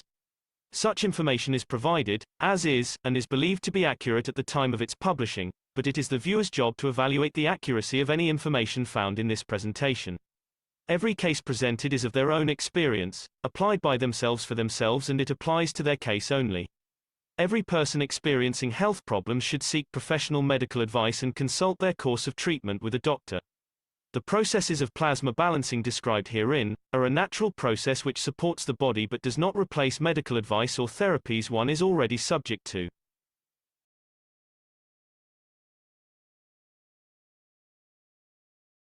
And we want to welcome Alex for another beautiful presentation. Again, you're opening many eyes, even ones you may not be aware of. You're opening up knowledges. We all are, but we want to thank you for sort of leading the way and expanding this knowledge for us so that we can all understand more, absorb more, and share more. So we welcome you, Alex, and thank you very much for being here. Thank you, Mark. I'm just trying to get No problem. my computer. We I'm have just the- trying to get my computer set up here, Mhm. and just give me a second, please. Sure, it's no problem. It's just going to be an amazing year, 2023, and only improving after that, as I see it. Once one of these technologies comes onto the scene, growing limbs or replacing organs, repairing organs just by listening, it's going to have a profound effect from the hospitals to the medical journal to the doctors and everyone else in between. And the same goes for energy, to food, travel, communications. It seems like everything is being rolled up into this technology, this advanced space technology, in a way. We see your screen. All systems go. Sounds good, and visuals are good. Well, happy New Year, everybody, and stay tuned for an exciting journey. Please fasten your seatbelts. We are extending the teaching of Professor American Keshe. This is the Keshe Foundation Spaceship Institute. Teachings of plasma science. We're into advanced Earth space. But we have to talk about something that's not so advanced, about this cargo cult. My name is Alexander. I am from Canada. And it is the 1st of January in the new year. The Keshe Foundation Education Series. And as you can see, we're wrapping up this trip on Earth space. And it's the 5th in this series of advanced Earth space.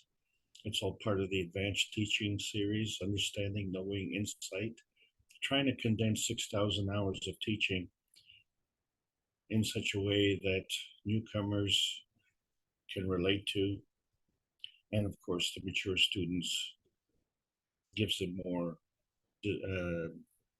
information and knowledge so they can teach others. This is going to be a never-ending process, and it is quite shocking. We're all going through this shock shift because we're searching for outer space. And here we are on this little piece of the spinning pie in the sky we call Earth space. It's that little tiny red dot in the bottom right-hand corner of man's universe. And we see that the outer space is vast. And within that, we see from the first 3 books of Mr. Keshe, the universal order of the creation of matters. Fields come together and create a field, and that's a source. And our soul is one field and is also part of the origin of the universe. So as shown in book number 3, but it's also the origin of the soul. And there's a link, and that link was described in the book number 2, the structure of the light. And the structure of the light doesn't tell you which light.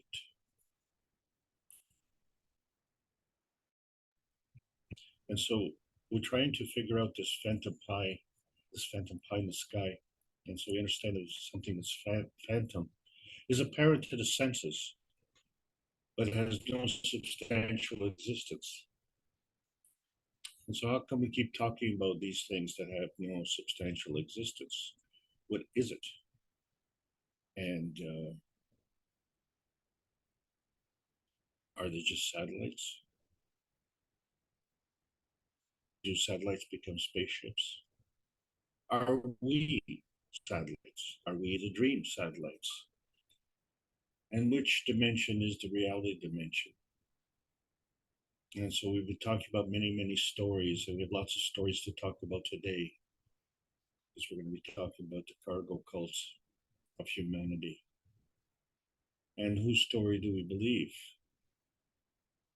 And of course, where did all this water come from? And what about these shooting stars and asteroids and other belts in the sky? In the sky that seen chariots of fire and other big metal eagles. And of course, these chariots and eagles are looking for a landing runway. And so we never really asked the proper question. We like to jokingly ask, which came first, the chicken or the egg? But since the answer is neither, we have to understand there has to be a planet to come to. You have to know where to park your chariot, and you have to know how to land that big metal eagle in paradise. And this paradise is not Venus and it's not Mars, it's in between. And this is where the legends come from. And this is where the bounty is created. And so maybe we become the bounty hunters. Or are we actually the bounty hunted? Are we just a cargo cult in paradise? Alex, I know your presentation is entitled Cargo Cult, and I've heard the term before, but could you just open that up for half a minute? What are we talking metaphysicality? Is this what you referred to as a cargo cult? Can you give me a minute? Oh, sure. Take your time. I just thought it would help for us to understand, but I think you'll get to it. Great. Okay, thanks. Little patience. Little patience. There's just a setup. There has to be a setup to understand the perspective.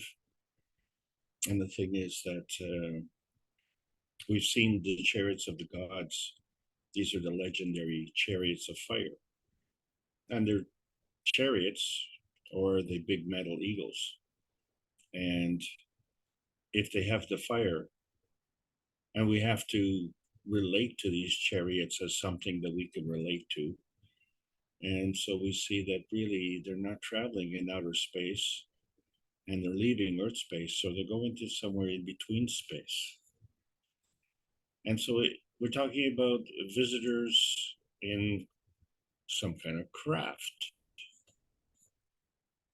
And how does this affect man's space? Because everything that we're looking at is, from a perspective of man's space. And it's hard to understand our space when we're looking at it from the physicality. And that physicality, of course, is grounded to Earth space. And so to get to that next space, we have to really understand Earth space. So we haven't really understood it very well at all, because we've been very good at target practice. We arrived on Earth space and we were pretty accurate. But it's a big target. It goes from moon space all the way down to the core. But fortunately, we landed in that biosphere range. And this is where all things grow. And so that becomes important, because you see, the thing is that in order to understand how this happened, we have to take into account plasma. And so when someone new asks you to define plasma, you have to define it as a kind of energy state. And we all have a different point of view, and we all have understandings of the different kinds of energy states. And this all makes up a part of our understanding of our Earth space. And we need that to be able to find our inner space, because that's the key to the gateway to outer space. And yes, it is very important. We have to understand that if important is not important, well, then really nothing is important. And so before we learn how to carry these cargoes, we have to understand the plasma rules and remember that the energy states can increase or decrease by at least an order of magnitude. And the higher energy states feed the lower state. Feed as in food. And the energy states manifest through either natural creation or natural decay. Two directions. But they can remain static as a catalyst. and that becomes catalytic energy transfer state, non-consuming. And the higher the energy state, the higher the transfer rate. And the higher is by many orders of magnitude. And so the two rules that plasma absorbs fields, or plasma is a barrier of fields, we have to understand the motivation behind that, because it's bound to the ethos of the universe. Well, how does that work with us? And so we find that really the energy can be held in a field. We just have to define what a field is. And so when we look at the Earth field, the Earth space field, we see that its strength is determined by the speed of rotation. That's our field. That's the Earth space field. But we have to take into account other fields. And so we find that this field strength is accommodated for by field relations. And relations are things that could transcend many multiple energies. And so we've made a conclusion with respect to the reality dimension that the outer space is not a place. Outer space is a method of energy transfer. It's energy in motion. And so why are we always looking for the lowest common denominator? The common denominator is in the creation of the universe. It exists from energy. Energy is a charge in motion. Energy is always in motion. And so if it's in motion, it has to go somewhere. So there has to be something else. And that's why all things are working in combination. But if we're only looking at things from a point of view of Earth space, it doesn't add up. There are other energy states. And we know that because as we learn about the plasma science, we see that we can turn it on and turn it off. And that relates to feeding. We can increase or decrease the strength and enhance or diminish that field strength to change our positioning. And there are various ways to learn that on this planet.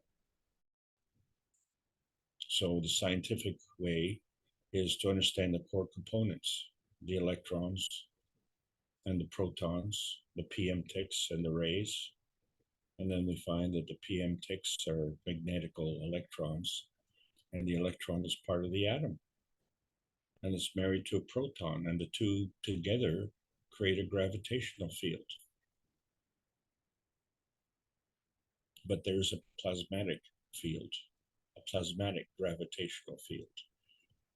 And of course, there's a physical gravitational field. But in order to get that physical gravitational field, we have to see how these forces come together. And they form three dimensions. And this is done by the universal harvesting, as in food.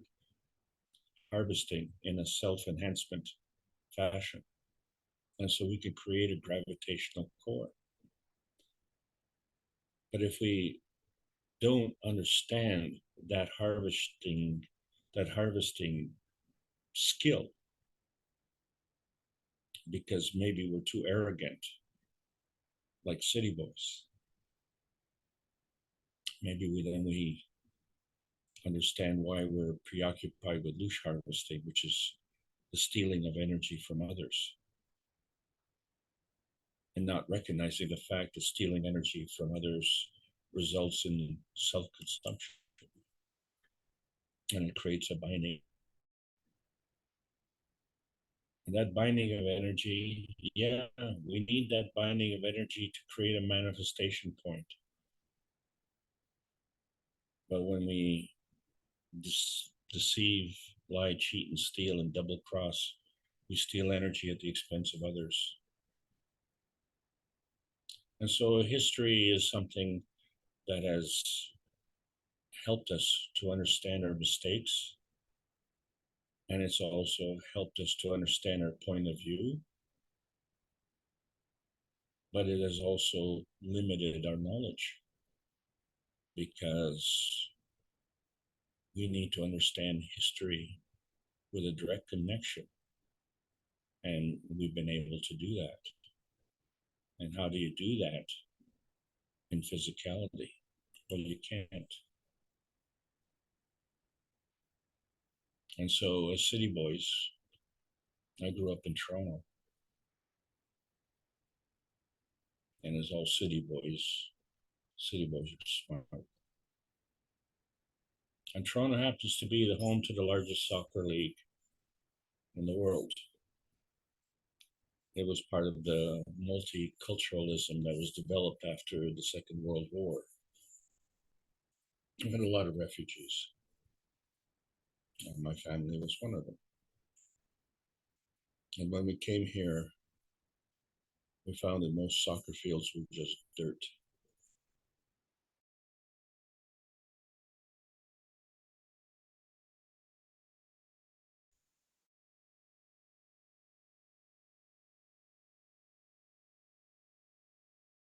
Country boys were very stupid.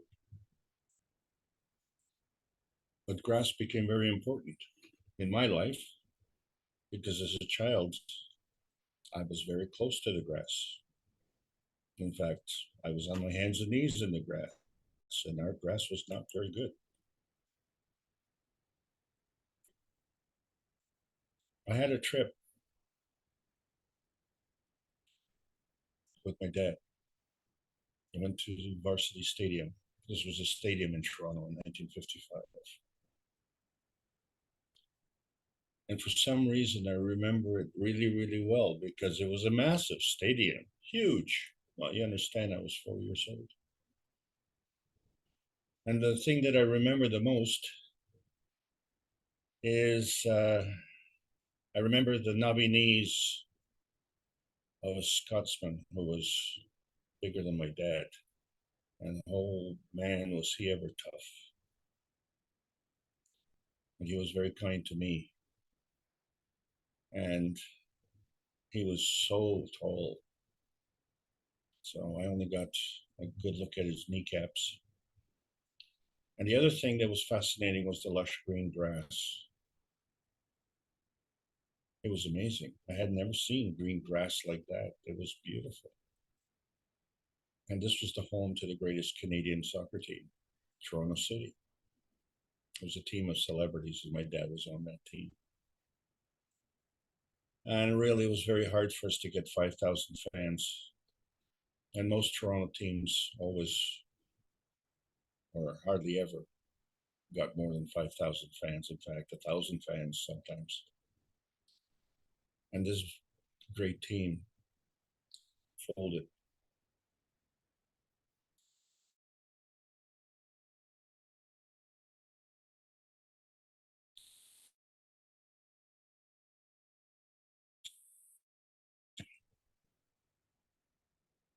It was a generic team, a team of all ethnics. And the reason we had the largest league was because we had so many different ethnics. And they all came from war-torn countries, and they brought their soccer skills here.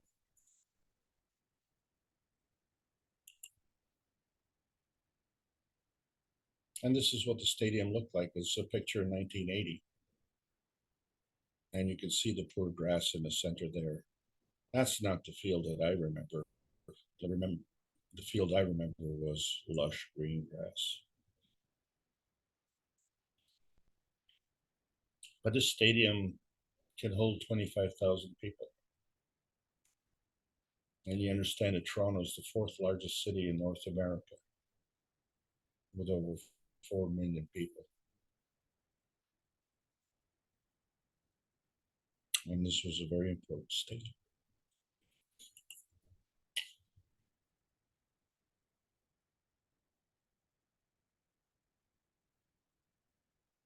What's that got to do with Papua New Guinea? This is the home of the cargo cult. It's an island in the southwestern Pacific. And as you can see here, it's an island just north of that other big island we call continent, Australia. That's a tropical jungle country. But it's the home of the cargo cult, where in the tropics,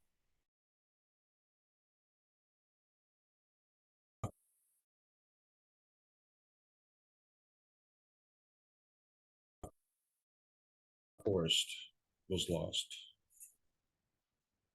because the residents of New Guinea gained a dependence on big metal eagles. And these big metal eagles had to land somewhere.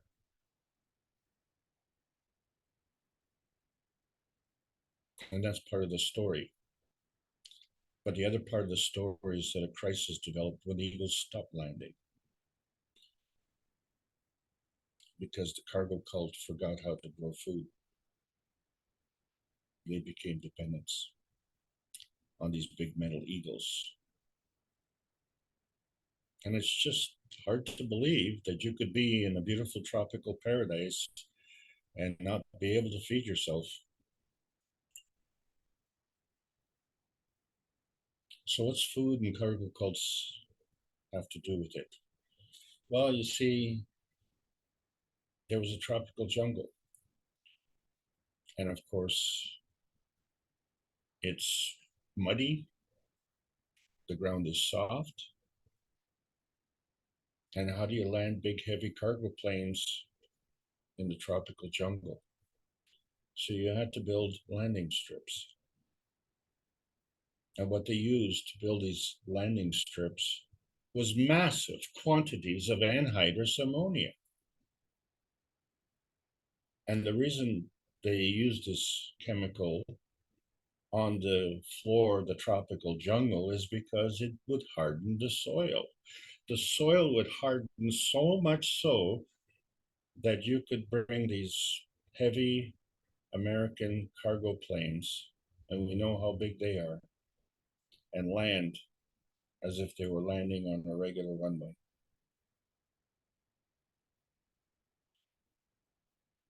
And they landed so frequently that the residents became used to it. And they looked forward to receiving this cargo.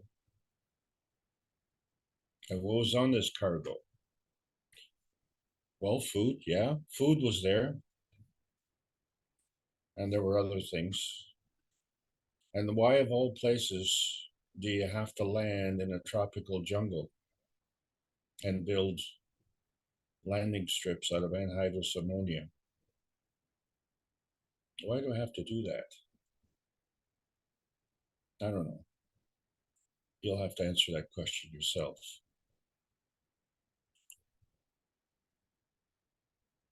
And we have to remember the story of Noah and his ark. Well, Canadians learned this lesson because we're one of the world's leading producers of bull semen. And we exported to Germany. And so as farmers, we became excellent farmers, and we needed fertilizer. It's entirely possible that country boys are smarter than city boys. Let's look at this fertilizer, anhydrous ammonia.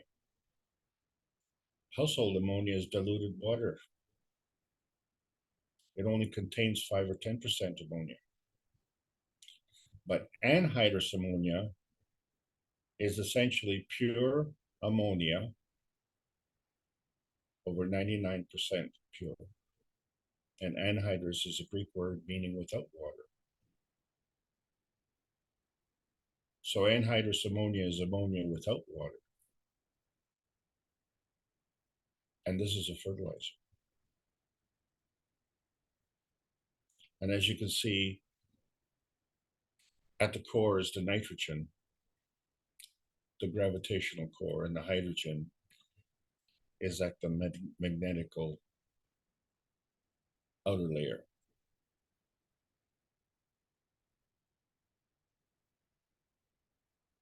Now, fertilizers have been in the news lately.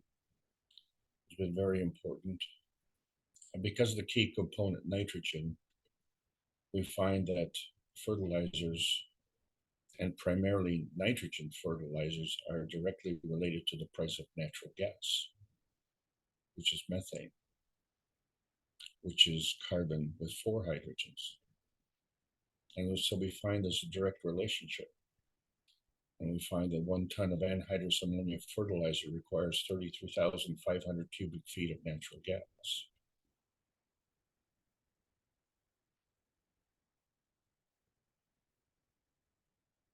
And it's the greatest part of the manufacturing process of anhydrous ammonia. And anhydrous ammonia is a fertilizer, yet the American Corps of Engineers used anhydrous ammonia to make runways for big cargo planes. And they carried cargoes. And so farmers use it to store and use it as at agricultural retailers and facilities with ammonia refrigeration systems. You don't want to turn it into a gas because the gas has problems.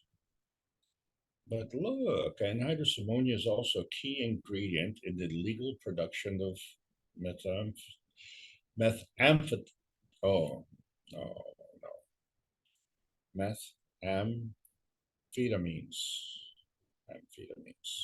Illegal drug makers often steal anhydrous ammonia from areas where it is stored or used. Isn't that strange? And also, when it comes in contact with water, it forms an alkali that chemically burns animal tissue. It burns body tissue unless it's diluted by large quantities of water. So I think you can understand how they created these runways. It was very effective in eliminating the vegetation. And then in the process of eliminating that vegetation by constantly applying the fertilizer, the ground hardened strong enough for cargo planes to land. And so getting back to that, my connection with grassroots, one of the problems for me growing up is there were no minor soccer leagues, not like today. The soccer leagues at the grassroots level. And we didn't have very good grass anyway, so it didn't matter. We found that the fertilizer was hardening the soil. And we found that the fertilizer had problems with water solubility. And there was problems with fertilizer runoff. And Prince Edward Island in Canada is a potato capital. And they have lots of problems with their drinking water. And in many areas, we have even evidence of liquid manure in the aquifers which supply the drinking water. So we're having a lot of trouble with fertilizers and with grass. One of the ways to deal with the grass, and city boys who had to learn about landscaping, you had to learn about the terminology, right? You had to learn about what turf was and top dressing, very, very technical terms. And of course, the number one rule, we were talking about plasma rules, well, the number one rule in landscaping is to make sure the green side is up. And so we had sod farms that actually cultivated, farmed sod grass. And we need a lot of sod grass because we had golf courses, and golf courses needed grass. And one of the problems on these golf courses, of course, was that you had to fertilize them. And then, of course, along comes the golfer who hits a divot. And for those who don't know what a divot is when a golfer slices up a part of the grass At the same time, he makes a shot. Etiquette suggests that you need to pick up that divot and replace it in the hole that you made and pat it down nicely so the grass will grow again. But you find that the divots seem to really be plentiful because an interesting phenomenon happens. When you apply the fertilizer is not water soluble. There's a delayed reaction that goes over 2 to 3 months. And so in the meantime, the roots are needing the nutrition from the fertilizer. And instead of going down deeply and knitting the grass, if you will, to the soil below, the roots become shallow. And in fact, they actually curve back up towards the surface where the fertilizer is sitting. And so we find that this has created an industry of big green lawn tractors, and it becomes very important. And I had a problem with a sod farm and a green lawn tractor. And my first problem, of course, was that the sod farm was my neighbor, and they used a lot of fertilizer. And I was such a smart boy, city boy, but not smart enough to realize that my well was polluted. And I didn't find that out until too late. And of course, the lawn tractor was cutting the grass all the time. And the reason for that was to keep away the dandelions. Well, how does that all fit in? So we found that we had lots to learn. And city boys weren't so smart after all. So we not only had to learn about fertilizer, and not only learn about farming, but we had to learn about the relationship between fertilizer and water. And we had to learn this fancy terminology of NPK, which stands for nitrogen, phosphorus, and potassium. There's a ratio within the fertilizer. But because of the runoff, and because of the high phosphate content of the grass fertilizer, it ran off into the well that we were using for drinking water. And as I say, we generated a lot of dead fish. So this forced me into another thing to learn about water. And so we used the Kangen water because it gave us alkaline water. But the water in Canada was as hard as it was in Africa, in the Rift Valley. We jokingly refer to it as Jesus water because the water is so hard you can walk on it. It's bad enough that the fertilizer makes the ground hard, but so does the water. So we find that it would do damage to our pipes and everything. So we introduced water softeners. The trouble is, most of the water softeners in Canada were hooked up to the drinking water. And in fact, they were hooked up to the taps that went to the water that watered the grass. And so a lot of people had dead grass. And some farmers had dead cows and dead trees.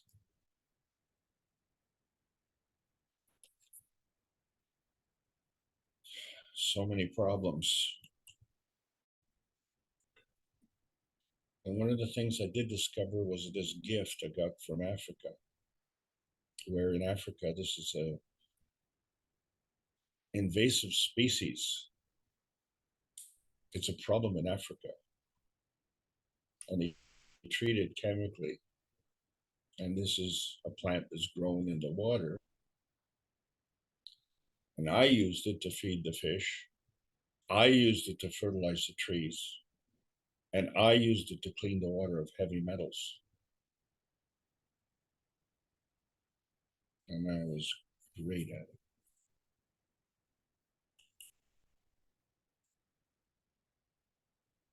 And this was very important because I live in a very polluted place. They're just down the road from Toronto, of course, was Hamilton. That had it was the home to steel refineries. The pollution was so bad you could cut it with a knife. And in Sudbury, in the great north of Canada, the pollution was so bad you could cut it with a knife. It was home to the world's largest mine, and now it's owned by Brazilian interests. And there's a creek that runs through Sudbury. We call it Copper Creek. And this creek is probably the cleanest creek in the world. It's so clean, even algae doesn't grow in there. It's absolutely, totally sterile. And of course, the pollution causes acid rain. And how do you know that? Well, because dandelions have very, very deep roots. We're talking many, many meters deep. And the purpose of it is to bring up the calcium to the surface to help create a more alkaline soil. And so depending on how much alkalinity was needed, or shall we say how much acidity in the soil was there, would determine how many dandelions you had. And of course, this was the bane of sod farmers, so they made sure that they cut the grass frequently so that dandelions wouldn't be able to turn to seed and grow and produce more dandelions. But Sudbury was the dandelion capital. I'd never seen so many dandelions. And in fact, the grass wasn't really that green. It was more yellow from dandelions. And that was all from the pollution. But I also was growing these plasma dandelions because I used the plasma water to bring peace and harmony to my place. And I never seen a 1 meter tall dandelion. And so maybe there was something about fertilizer that we were missing. Maybe there was more knowledge to be had.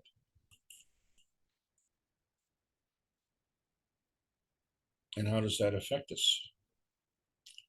Well, you see, we have two of the greatest carbon sinks. One is the Canadian forest, and two is the Amazon rainforest. But ironically and disappointingly, Canada is the worst carbon offender, the world's worst. So we are number one. But we have too many forest fires. So when you have a large forest, it attracts forest fires. And when you have forest fires, you create a carbon problem. But what's Brazil's problem with the Amazon rainforest? Well, we talked about this great flood. And we see that it's entirely possible. I haven't proven it. But the question becomes, if you look at Africa, the northern part of Africa has a Sahara Desert, and the southern part of Europe does not. And if there was a great flood, which was caused by an earth upheaval, an axial polar shift, is it possible that the Mediterranean Sea ended up flooding the top part of Africa? And would this be a problem? Only if the Mediterranean Sea was salty, and of course it was. And so that salt condition would create a flood. would create a desert.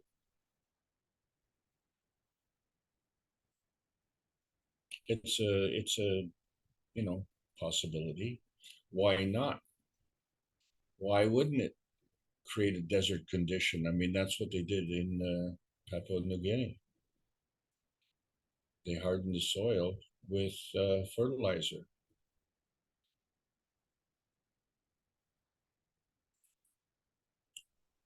That's not the whole story.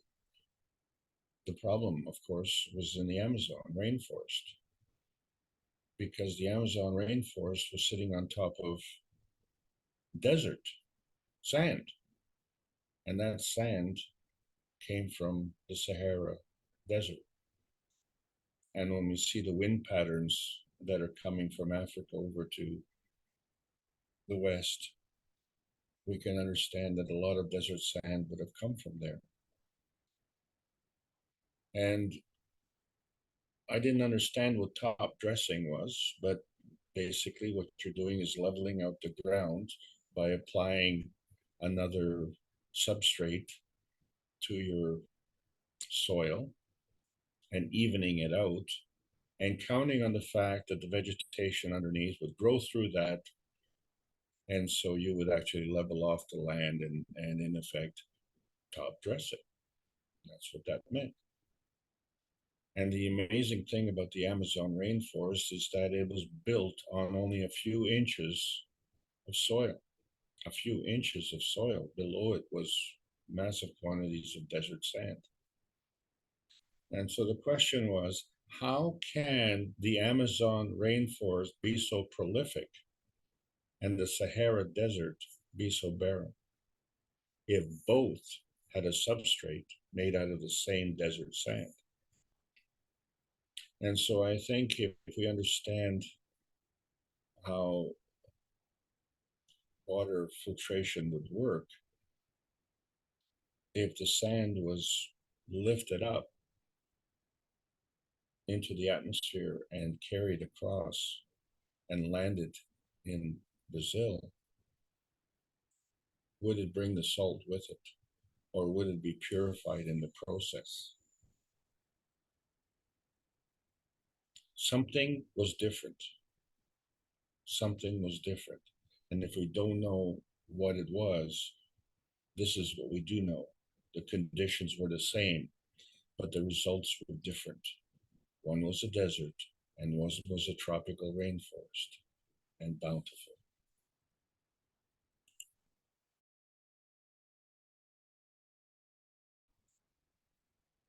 And so when we look at the history, and we see that there's different versions of history, depending on what people say, but we only look at the physicality. We don't see what's causing them.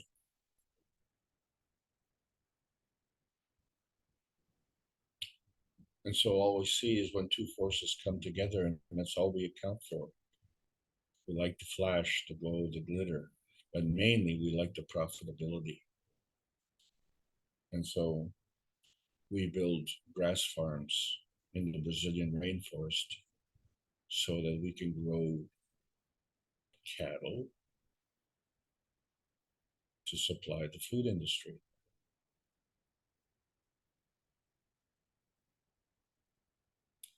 So is that bountifulness?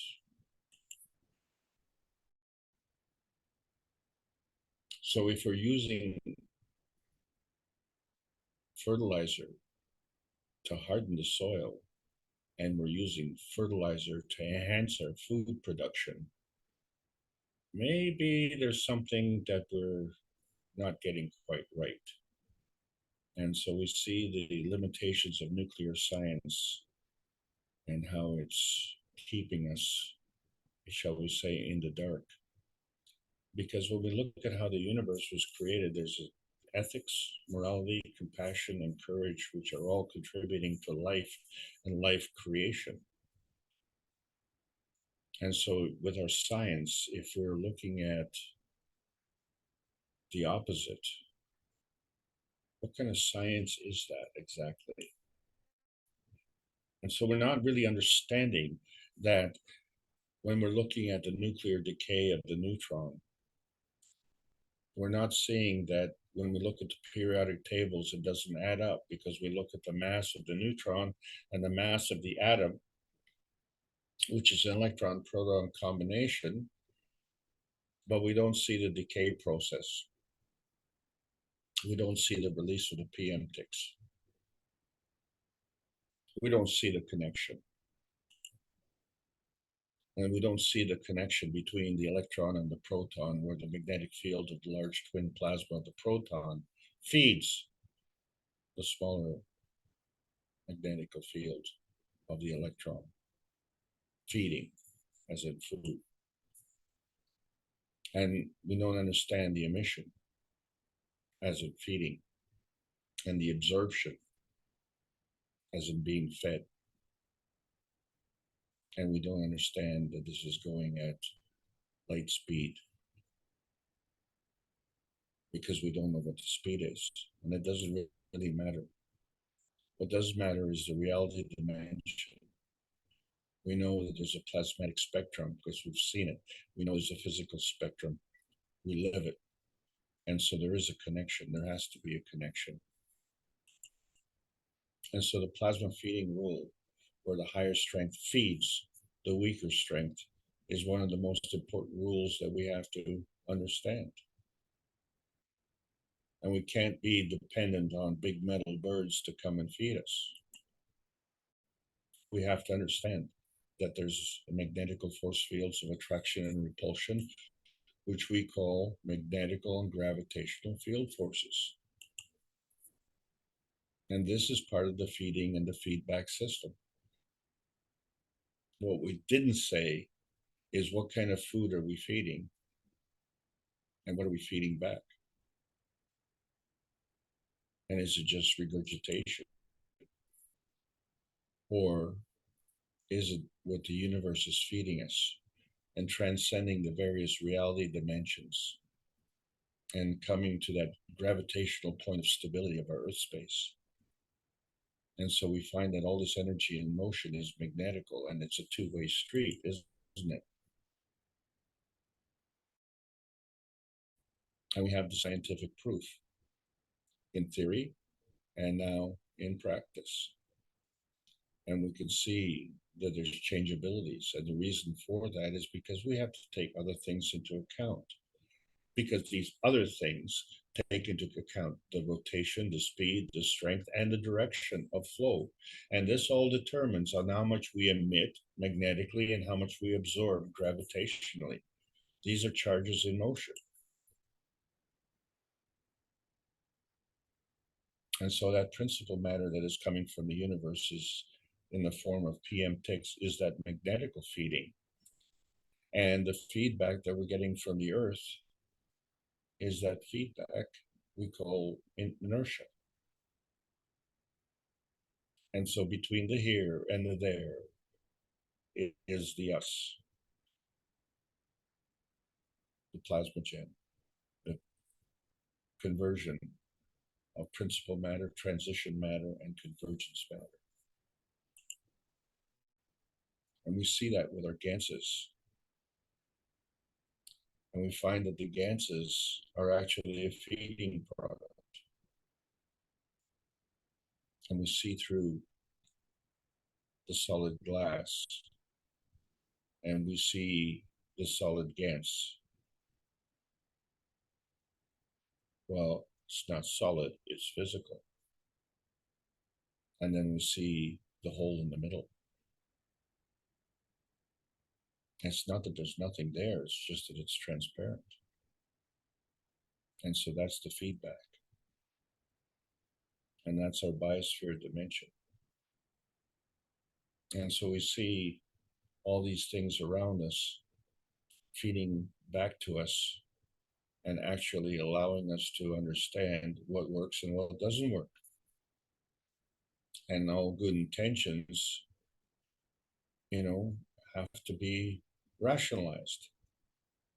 And if we are using anhydrous ammonia as a fertilizer, and in copious quantities, we harden the soil, maybe applying this fertilizer over long periods of time, albeit in smaller quantities, would have the same effect. And maybe this is one of the reasons we've had this agricultural crisis on this planet, this problem that we're having with fertilizer. And now more than ever, these cups of life come into play because we have been, as plasma scientists, able to create something at the core. We've done this gravitationally. We've created CO2 and calcium. There we go, and copper and zinc and water and amino acids, which is the combination of carbon, oxygen, nitrogen, and hydrogen. Mm-hmm. And then, of course, we have this interaction with the earth, which tells us whether or not we're doing things correctly. And there's a feeding and a feedback and an interaction. But it's an interaction between the man space and the earth space. But not only.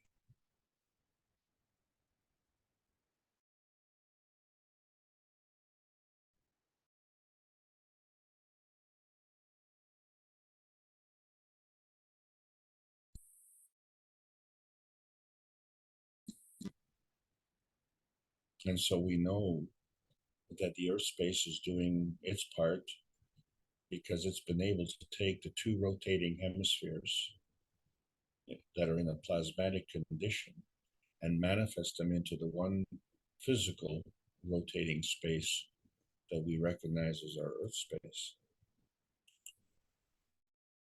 And so with that, we see the sun that gives us the energy for us to grow.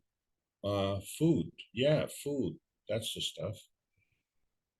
But there's a big difference because when the sun shines on the earth, plants grow. And when it shines on us, well, we kind of tan a little bit. But the big difference, of course, is that the earth rotates but doesn't walk. And we walk, but we don't rotate. And so we see that there's a relationship with the sun.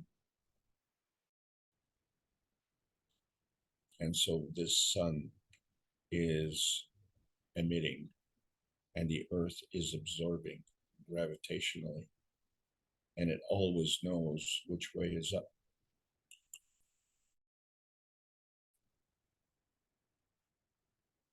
And when you look at our planet positioning, we're always in that specific location.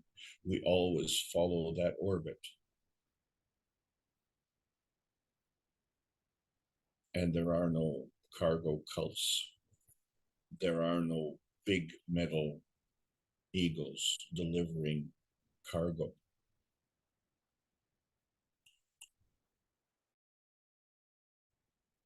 But there's a lot of wobble in the action of the earth. And that wobble is actually life-giving. Because the energy has to be following a binding path. But we've come to know now that certain energies don't come into this binding. They just pass right on through. And this is part of the new learning. And as such, we are giving off energies. We have to, in order to maintain our Magrav condition. And so this Magrav becomes a feeding dimension. Feeding as in food. And so energy is coming in and energy is going out. So the out is the emission and the in is the absorption. So what exactly are we doing? And then when we're feeding out, what happens then? How does it come back? And so we find that, yes, there's an inner space feeding radiance, but there's a feedback radiance also. And so that's that earth space field that is working with that Earth space point, that gravitational point within the Earth space field. But not only. We have a transmission field. And that's where the relationships come in, and we see the shortcomings of the scientific community not understanding the magnetical gravitational balance that we call a mag-grav situation, although they've tried to explain it. And then we have the spiritual scientists who can't explain it. They just want you to believe based on legends and history. But we know that the spirit is the motor of the soul. And the plasma science is adding to this knowledge. So really the question then becomes is what is the rate of change? And now that we're in the new year, we have to understand that this dynamic plasma relationship is really and truly dynamic. And so when we look at this relationship, we have to extend the field and include the sun-space field. And likewise, that sun-space gravitational point within the sun-space field. Same relationship. And not only, but with others. We're not the only planet in the sun-space field. And do we have a relationship with these other planets? Do these other planets contribute to our paradise here? Or do they affect us in another way? The thing is, we are in balance. So we have to keep this balance. We have to understand not only what time it is, but we have to understand the evidence. Because even though the snow melts away and the water washes away, the legends remain.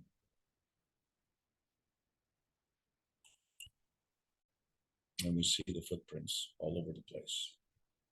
We see it in our RNA, in our DNA, in our diamonds, or our magravs, and in our pyramids.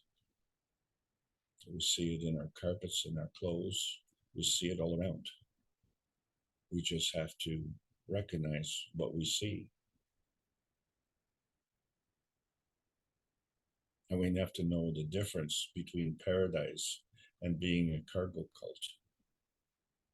Why are we a cargo cult in paradise?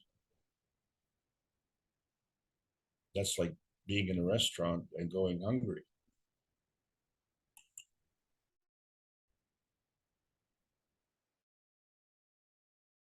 So we see this principle interaction.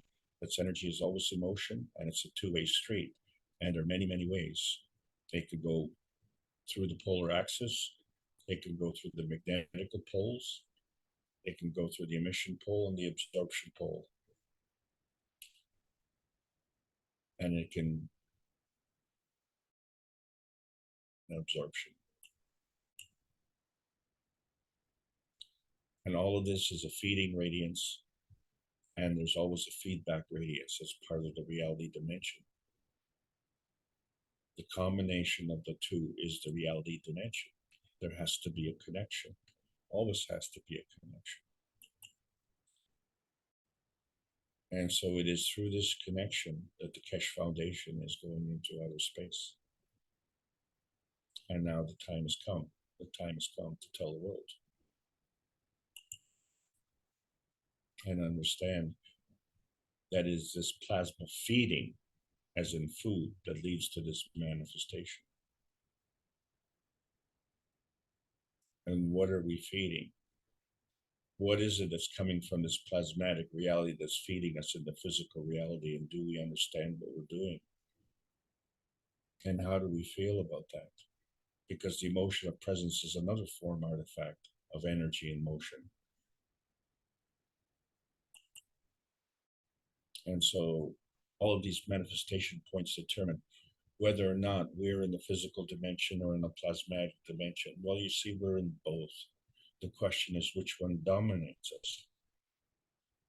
And so the plasmatic dimension always the substrate supporting structure of the physicality, always. The physicality is the least strongest dimension, but it does serve a purpose.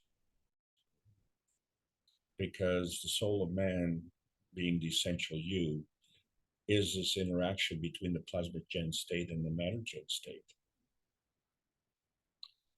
But then here we are in Earth space. And so our soul of the body, being the surrogate you, that's the interaction between you and this environment. And so all this has to do with the soul of the earth relationships. And the soul of the earth, of course, is relating to the soul of the sun, but it also relates to the soul of man. And so this interaction is coming via the soul of the earth body and our body.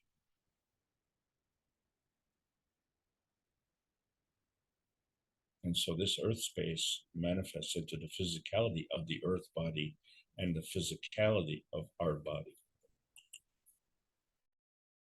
So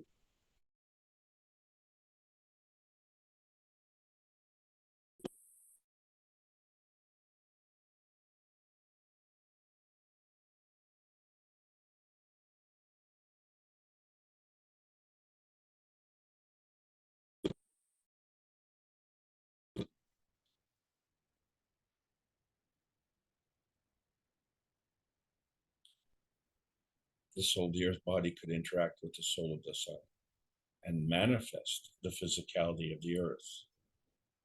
Now we can land our chariots of fire and our big metal eagles.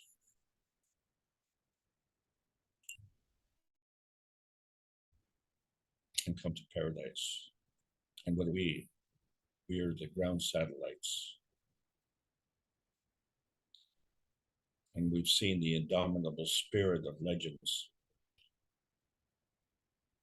This is the guiding hand in outer space that travels at some nebulous speed, which is faster than Earth light, and faster than Mars light, faster than the Bohr light, and faster than the asteroid light.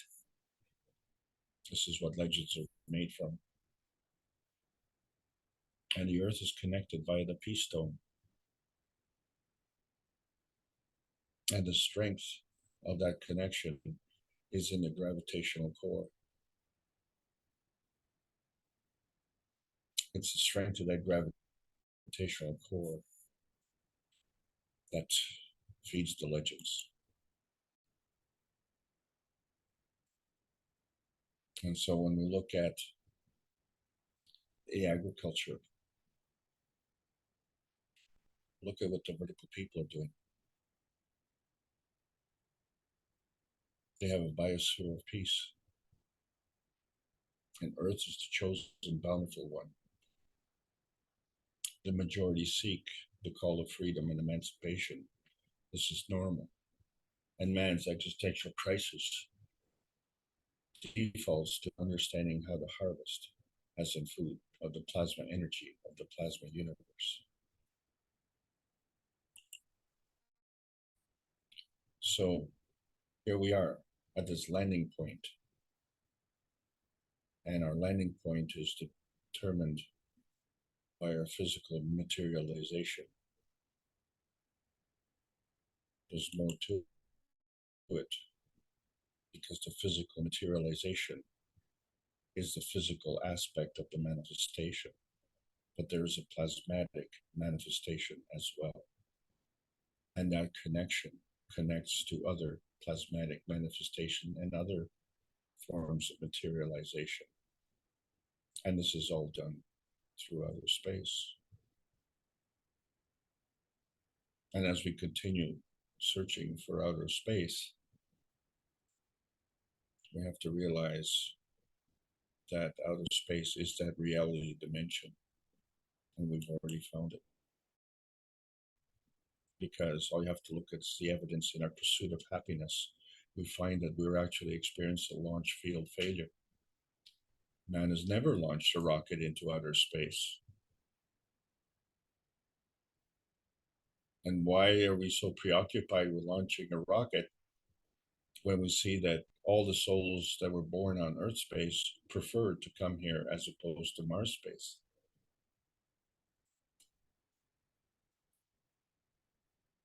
Earth space doesn't need the cargo plane.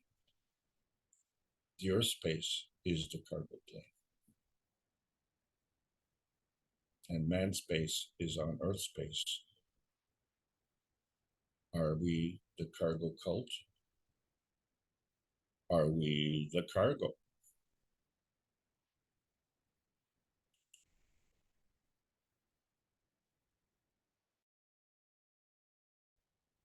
So we understand that the energy then is magnetical and gravitational, but being a two-way street,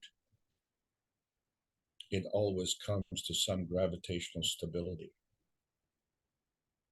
And so we have to be that gravitational stability, because our Earth space has that gravitational stability to withstand the Earth upheavals that history has shown. But now we're going into a new era where we not only have to ask, where are we going after we die, but we really have to ask is, how were we born? Because the fact is, we were born, and we were born using an outer space system that brought us into this Earth space. And is this just part of the trip? Is this the halfway point to a round trip? And we see a lot of souls continuing. And the fact of the matter is that we are inherently peaceful. And the Earth doesn't belong to us so that we can destroy it. This is why all the souls are coming together for the purpose of peace. But the souls have been coming here for ages. And they do their job and they go. And what is their job?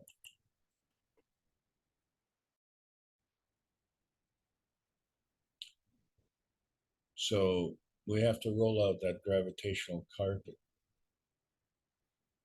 and understand the players of this legendary league of dreams that we have. This legendary league of dreams that has many visiting souls. And we, as the resident souls, need to welcome them. And we ask ourselves, which reality dimension do these visitors come from? Tourists want to visit heaven and prefer Earth space. That's why they're coming here. That's why we came here. So all the residents have fields. All the residents have souls. And all the fields have souls. And these souls travel through the various reality dimensions. And which reality dimension did we come from?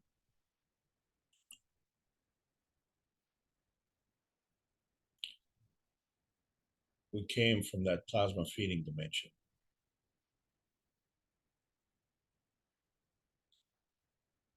We are the cargo cult in Earth space. And we have a problem with food security. And we have a problem with agriculture. But we have a solution. And so the whole discussion of food security and agriculture becomes irrelevant. And the most important thing becomes the grass. That grass that I was playing on.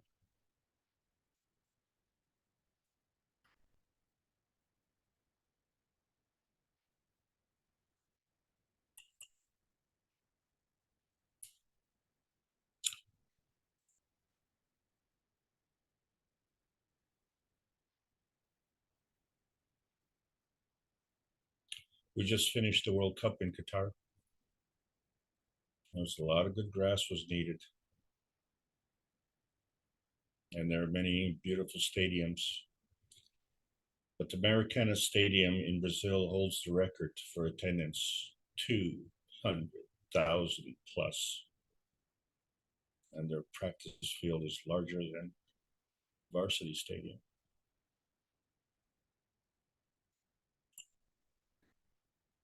And Argentina was celebrating. And they had over 4 million fans celebrating the World Cup. That crowd was larger than Toronto, the 4th largest city in North America. That was a special event, a special moment.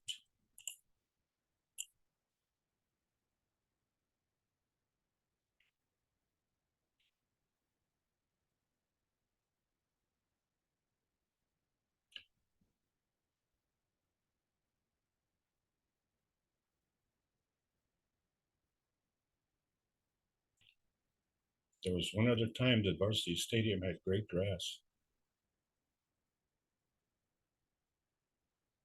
There were great players on that field.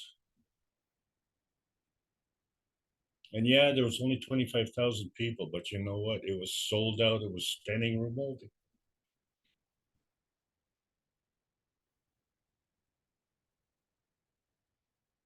And this time there's another legend, a 35-year-old legend. And one of the things I couldn't understand about my dad was he liked to be the big fish in a small pond. And here was Pele, the biggest fish in a really small pond. And that's where the similarity ends.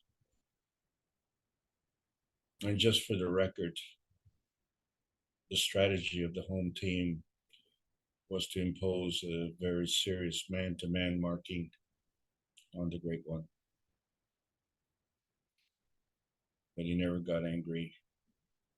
He never got visibly upset. And this is him coming out for the second half. And you can see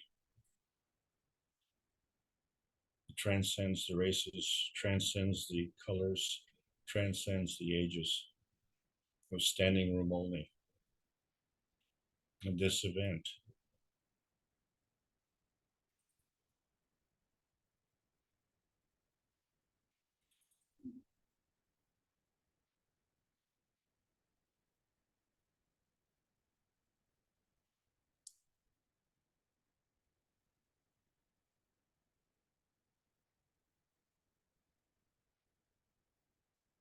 Yeah, I was there with my dad.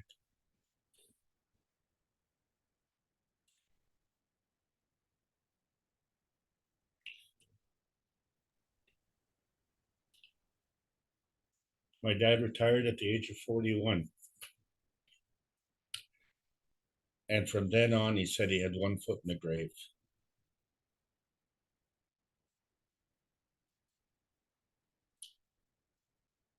I didn't understand because I was too young. But I really wanted to be there.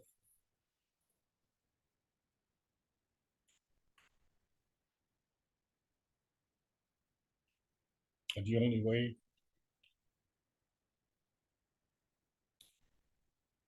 that the game could have been better was if the score, instead of 3-0, would have been 3-1, and if Bailey would have scored.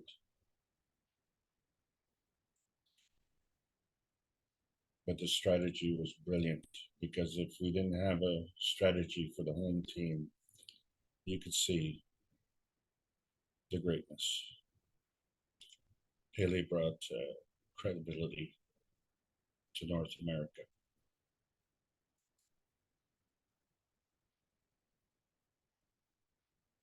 And that wasn't just physical. Because when you watched him move, he just floated over the grass. The grass was beautiful.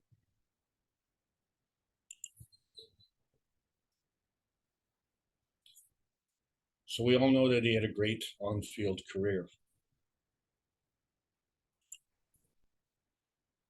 This is the third time in doing these classes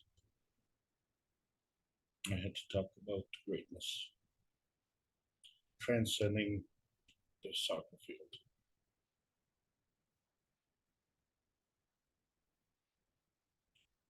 Maradona, Pablito, and Pele. But Pele was not in uniform. Pele was retired. He lived another 41 years beyond my dad's retirement age, to the age of 82. Exactly double my dad's retirement age. And he was a celebrity at 17 years old. And he was a soccer legend, on and off the field. Yes, he won the World Cup, but he became a world ambassador, not only for soccer, but for the world. Because he taught us a lesson, an unbelievable lesson, that the greatest field strength is that we are all equal.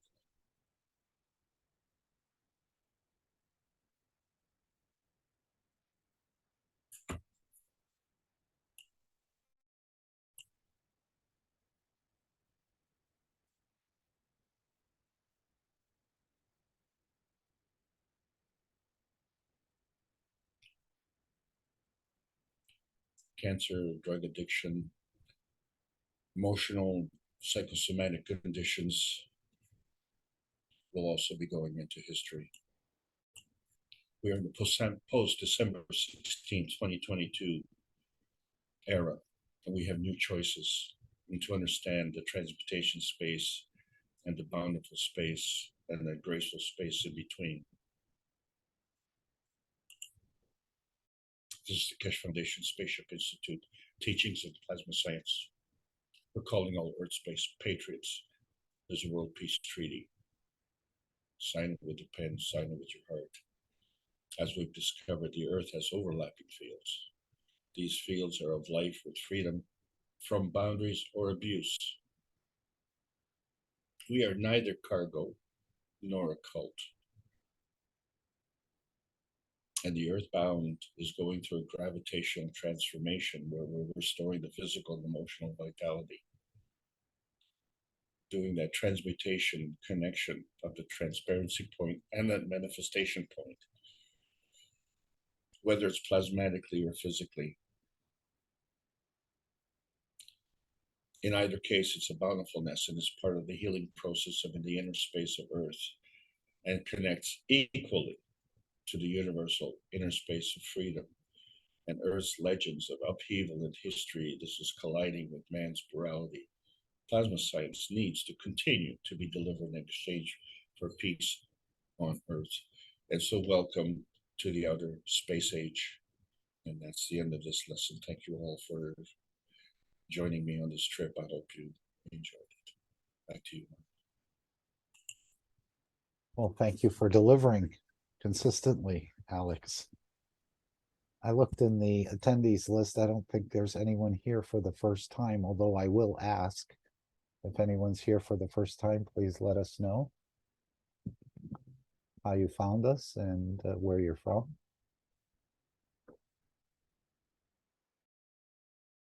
And let's open the floor up to any questions anyone has. I think what Alex talked about or in relation to the Keshe Foundation. It came back to me, the cargo cult, as you were proceeding with your presentation. I remember this airfield, seeing it on television, and then they sort of replicated. I think they replicated the plane as well, didn't they? Hoping another flight would come in. I mean, in a simple way, not a flying aircraft, but some sort of replication. Oh, I had a chance to talk to the gentleman who was there.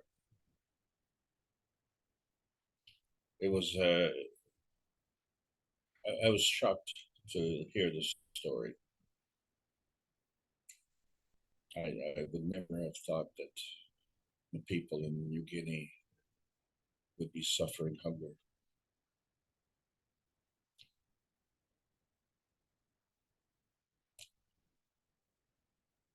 And I never thought that they would use fertilizer to make runways.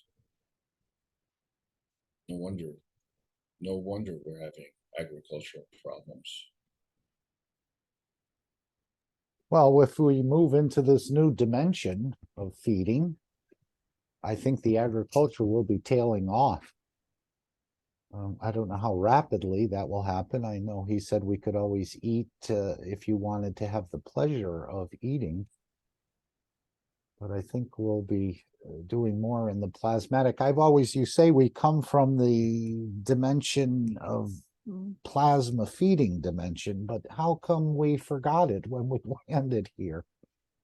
I know Mr. Keshe said we have to teach the soul how to feed the physicality. I would think since the soul, nothing's hidden from the soul would know, but even at 80%, I think that's a pretty good job. It's at least passing, but now we just have to fill that 20% gap. Well, you see, the thing, Mark, is that when we look at these soccer players and their fame, and you understand that we're playing in this field, but how do we transcend that field? And you look at the example, and Pele is a prime example, because he was Brazilian first. He was a soccer player second. But his greatest accomplishment was what he did as an ambassador, because he would be present to hand out the trophies to the winners. But he didn't, shall we say, steal the limelight. He was there to honor the work and effort that the people did who participated in these sporting events, because he knew what it took to be a winner. He didn't go there to earn accolades. He earned all the accolades on the field. But was that the end of his career? No. In fact, the greatness of his career extended beyond his playing field. And so he transcended that. And the thing is that when he made the presentation, someone would look at him and say, I'm being presented a trophy from the greatest player. But he didn't come as the greatest player. He came as a fan. And he demonstrated through his life that we are all equal. And this was a hard lesson to understand. But if you were there at the stadium, I mean, you have to understand that he received all the attention. And even though he didn't score, he got a standing ovation and the utmost respect, because we couldn't get more than 5,000 fans to the game. And the place was jam-packed. It was the hottest ticket in town. And probably today, if I would have had the ticket stubs, I could sell them for $1 million. But I didn't go there for that purpose. I wanted to see the greatness on that beautiful green grass of the varsity stadium. And I, for years, couldn't figure out why that memory of seeing that grass when I was a child, why that memory lingered. And maybe now, for the first time, I've seen the connection, why that was important to me. We all have stories. We've all been touched by the greatness of Pele and of the other stars like him. And we see how it matters. We've seen the craziness in Argentina it matters. But why does it matter? And what is the message? And we forget that the message that the World Cup brought, if you didn't know, the World Cup originated as a challenge between the colonizers of Europe and the colonies of South America.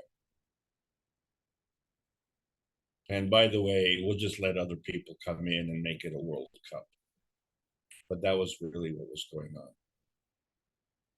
And it's always been that way until Pele came onto the scene. And he demonstrated something that was beyond. He demonstrated art. He demonstrated humility. That picture you see when he was at the age of 35 and how physically fit he was. And in fact, there was his retirement game. And as they carried him around the stadium and he took off his shirt, you could see that he was a tremendous physical specimen, even at an older age. That doesn't come from without hard work. He knew what it took to be great, but he was great because of the effort that he put into it. And regardless of how much adulation we showered him, he never lost his humbleness and he never lost his purpose. What was his purpose? And I think now the timing is incredible. The timing is unbelievable. As we go into the new outer space age, his job was done. He was on the biggest stage on this planet. The World Cup stage was the biggest stage. And he kept being that star, but not to the point that he was like an American Idol. He taught us all about equality. We're all equal. And the timing is amazing.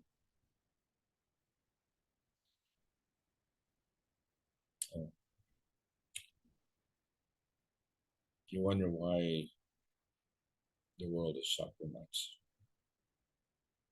When you see that kind of beauty, and as Mr. Keshe keeps referring to the bend it like Beckham,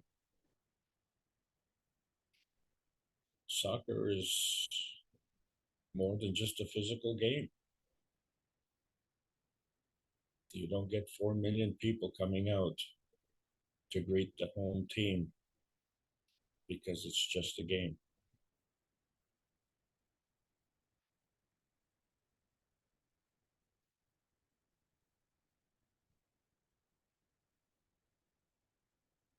Back to you, Mark. Yes, I think it's a good lesson for someone to achieve such fame and notoriety that he still remained humble and remained equal to the others. That's quite a lesson, I think, for all of us.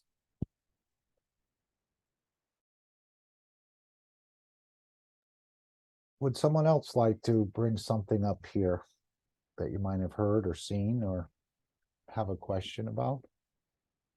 I was thinking about this fertilizer you're talking about. I didn't realize how much gas, and that gas is just burned off and gone into the atmosphere, Alex, to create this 1 ton of ammonia? Or do they catch other things? Oh, look, when 1 and 1 is 2, that's all you want. I'll throw the rest away. Yeah, the rest is garbage, right? And then, of course, we have the business of garbage. And, one of the best businesses really is the business of scrap metal, because, but even that's going to suffer, because one of the reasons that the business of scrap metal is so good is because the prices of the metals are continuing to are changeable, are so changeable. So if you are hoarding the proper metal and selling it at a higher price, then that increases the profitability. And of course, this is where the mining comes in. But what is the mining doing? And so you can see that the impact of our activity and how it's affecting on the Earth space is going to be radically changed with the new plasma science. And you can see that there's going to be a lot of people who are upset about this. But the thing is that, when you start to see greatness, that'll be the gravitational force. And it may have been a small stadium at Varsity Stadium, but all the people came not to root for the home team, but to root for Pele. And they were rewarded. It was a great spectacle. I didn't know it was going to be his last game in Canada. And I didn't know how important it was going to be. And I didn't understand what was going through my dad's mind, because you see, in 1955, for that great team in Toronto, my dad was 30 years old. And 30 years, you're just at the end of your career. And so World War II came right in between, in those peak years of my dad's career. And he never really recovered. And he hung on to everything about his career. And once he retired, he had one foot in the grave. And I said, how can you do that? How can you be like that? And you look at, how other athletes in any sport, how they transition, from an active physical life where they are the stars to then going back into the background and being has-beens. It's hard. It's very traumatic. But who's teaching you? Who's teaching you those lessons? So my dad taught me the lesson, and I realized at that point, that his way was not working. And I look at my dad's career and Pele's career, and I'm not saying skill wise, but my dad was definitely highly skilled. I mean, he was playing on the senior team at the age of 13, so he definitely had talent, and I seen that, but I only seen it in his older years, and I can't imagine what it was like when he was younger. But the problem is that once his career finished, his life finished. Well, that's ridiculous. Yeah, Mr. Keshe has mentioned that about some of these star athletes. Once they're out of the limelight, so to speak, they're not the star anymore. It seems like their existence, I don't know if they develop the Parkinson's, the Alzheimer's, one of these other diseases. ALS. Yeah, they can't handle not being the center of attention anymore. No, it's tremendously difficult. And again, referring to Toronto, one of my favorite players, Borja Saming, who played for the Toronto Maple Leafs, he was honored over a month ago in Maple Leaf Gardens as the greatest player, and he came over from Sweden with his family, and he was suffering from Lou Gehrig's disease. And I thought, man,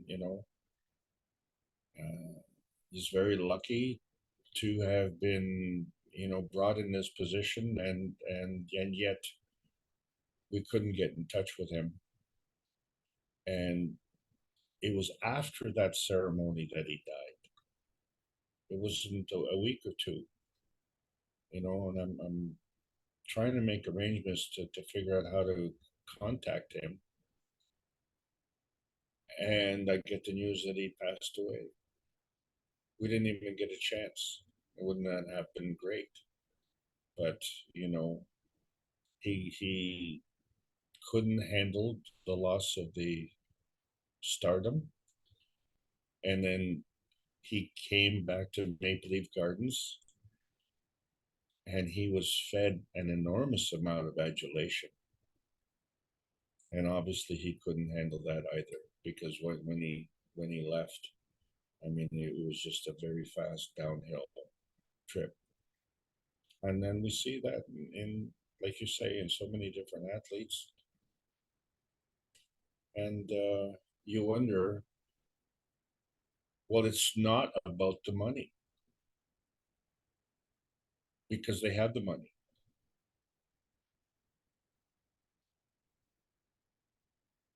Pele, apparently, and I don't know for certain, but he had colon cancer.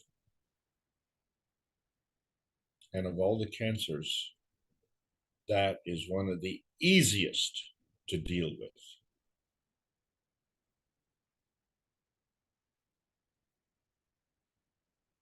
And yet he succumbed.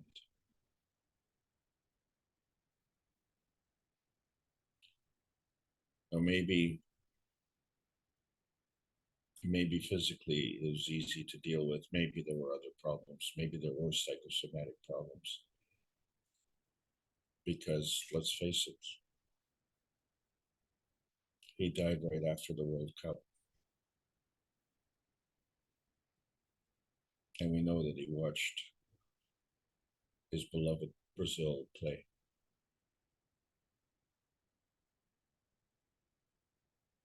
It's amazing how these psychological games are played out with us all individually. But what I choose to remember is how much of an ambassador he was. And this is the point. Yeah, he could be an ambassador for soccer because he was a famous soccer player. But he could have been an ambassador for anything. And we now have to be ambassadors. We have to be ambassadors of peace. This is our planet. This is our time. We have the plasma science. We have the skill. We have the greatness. We're at the right place at the right time. We just have to realize that we're there and what we can do with it. And it isn't for our own selfish purpose. Because when our neighbors are ailing, our community is sick. And we are part of that community. You cannot extricate yourself from that community. This is the lesson. And this is why you see when you're looking at the Brazilian classes, they'll have a class at home and 40 people will show up. The only way that you can get 40 people to show up in Canada is to bring 4 cases of beer. It's a difference in culture, a difference in attitude. It's a difference in how serious people are.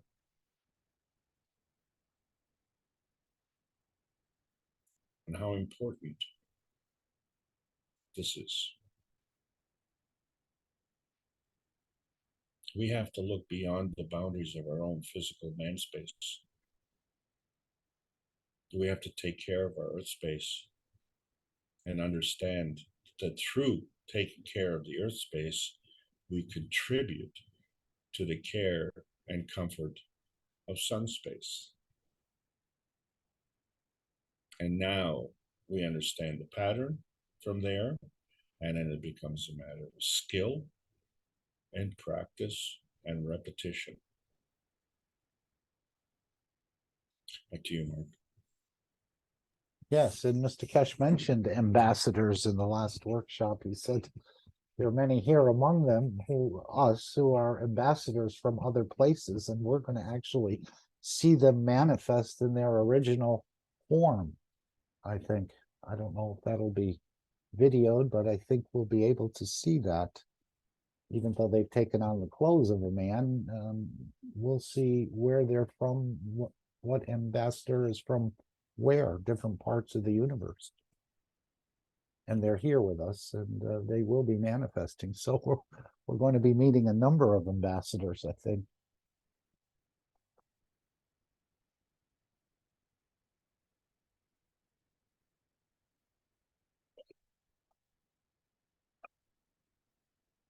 Would anyone else like to raise a question or a point or convey a thought or an idea?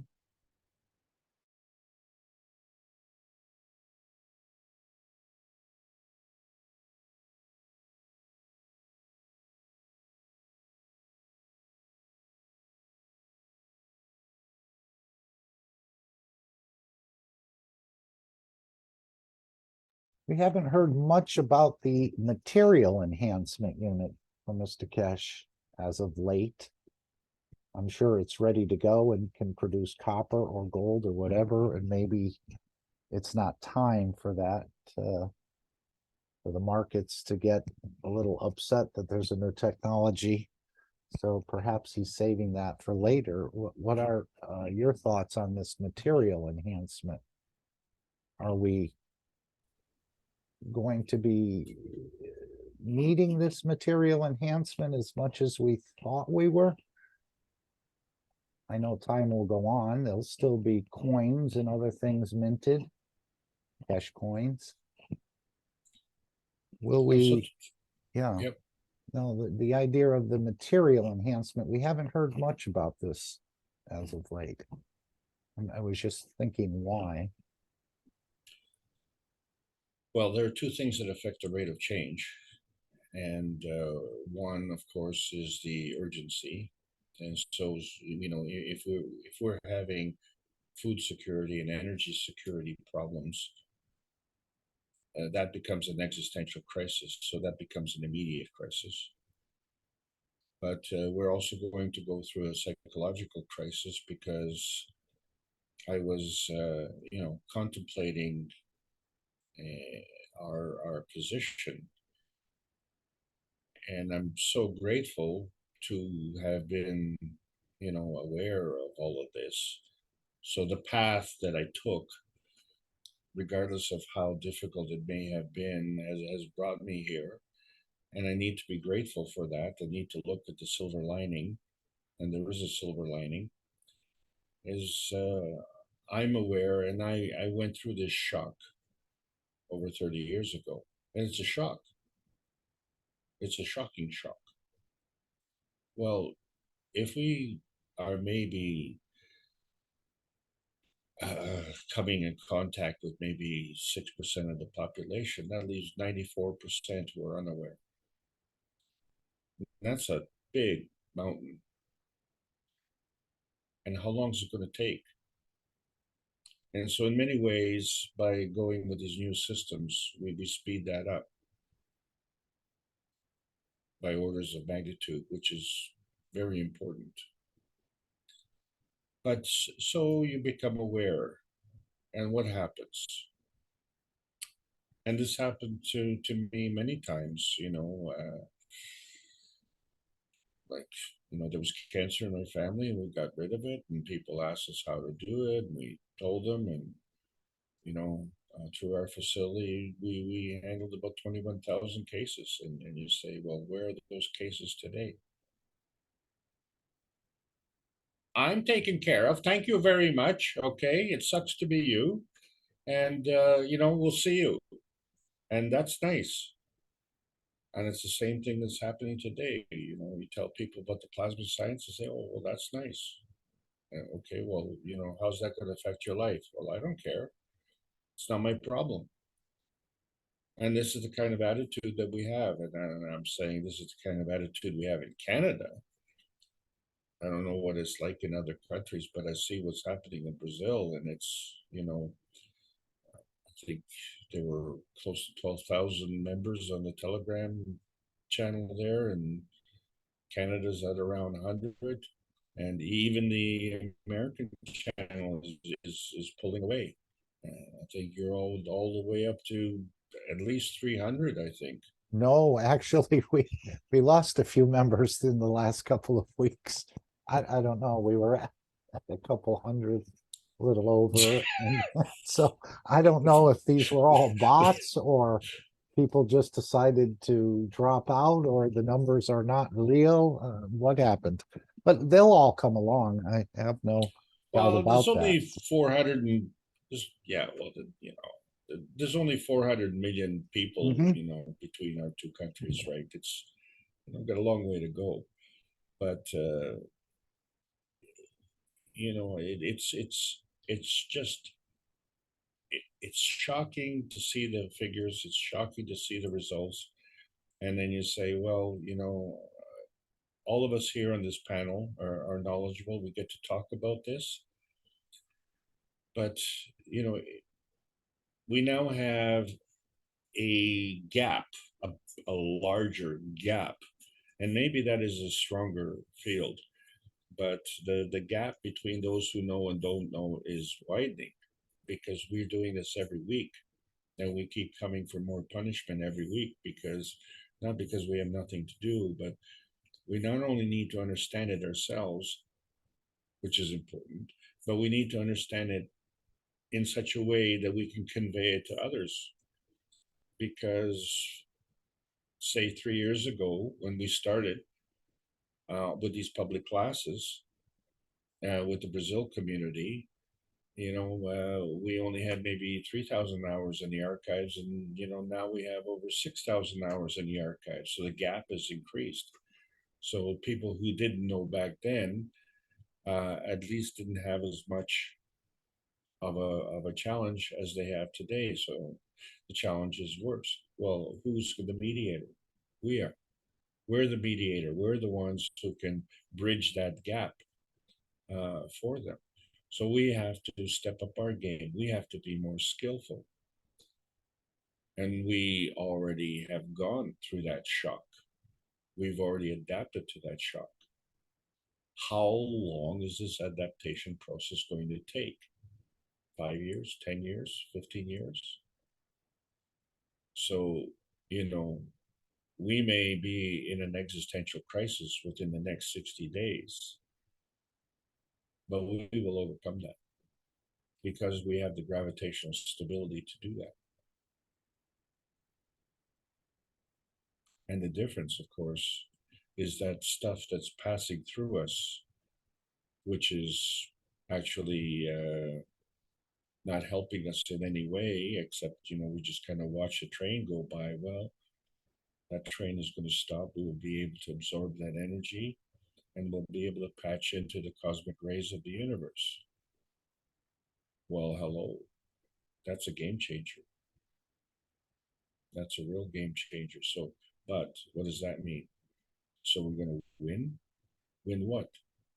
A cup? We're going to win a cup? What is that? It's a piece of metal. We don't need that right now. What we need is peace and prosperity and harmony.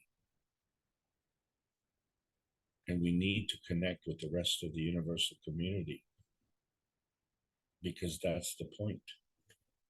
That's the point. They are not superior to us. In fact, we are superior to them in terms of skill.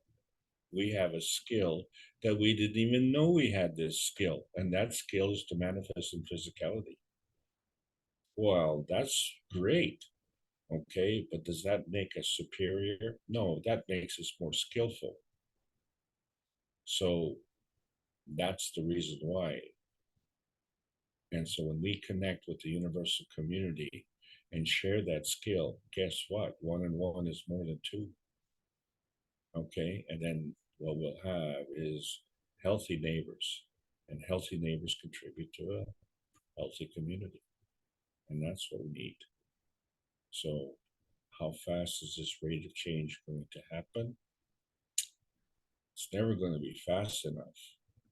But once we get on that path, and we are on that path because we're after December the 16th. See, this is the thing.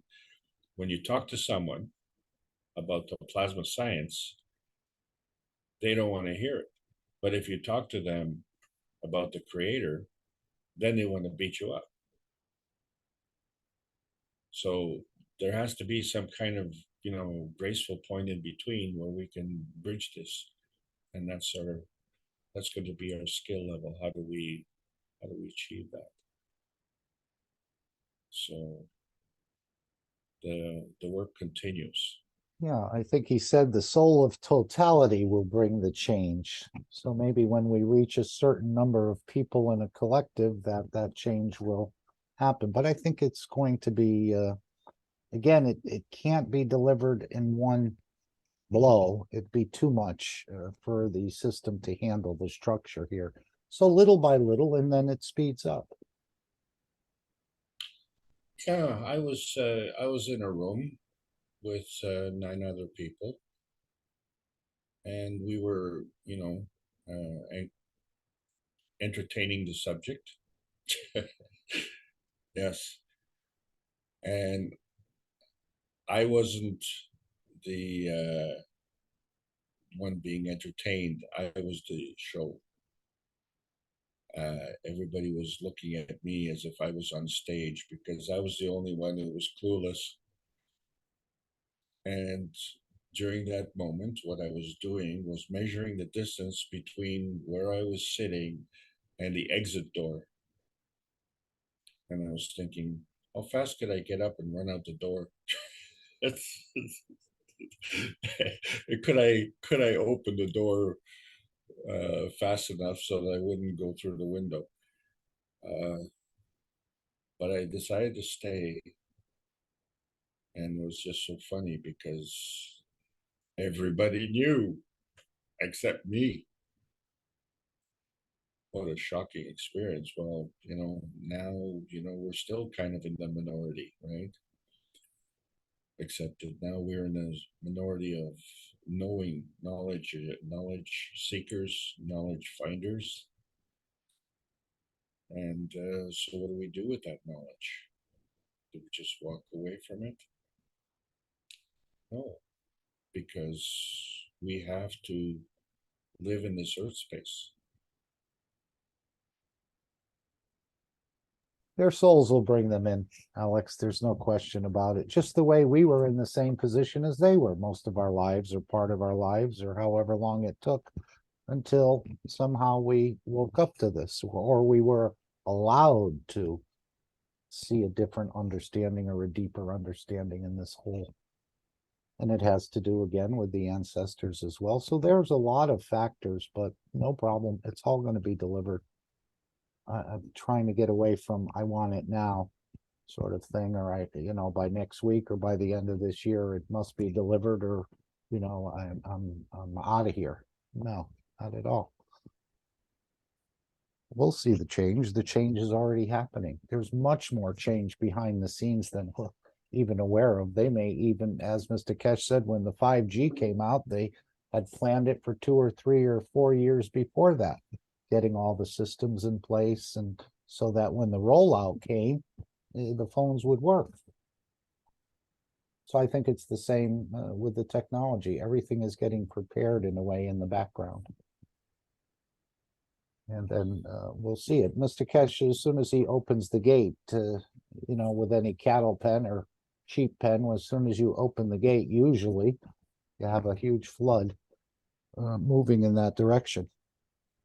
And this is what I think we'll see here, but it's up to the foundation when and how much of it is going to be released.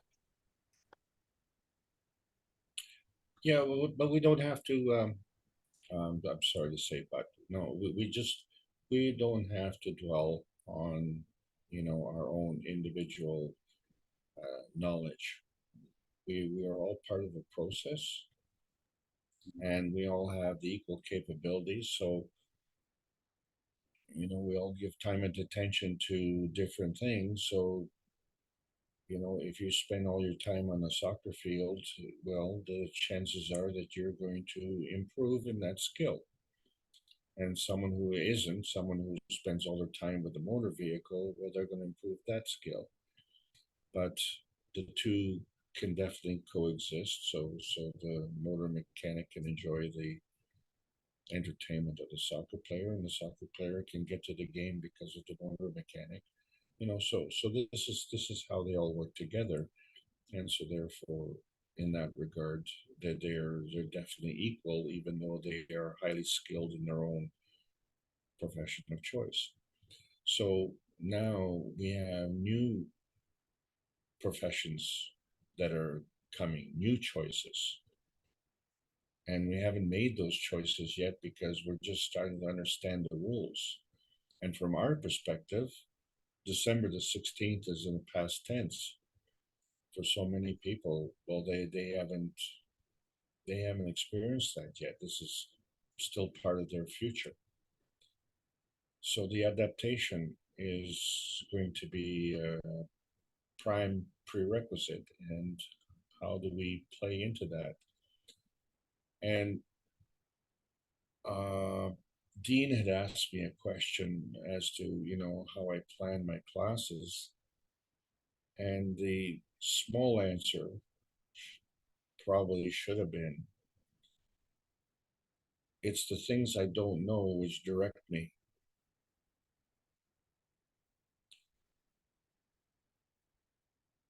It's the things that I do know that are the brackets around what I don't know.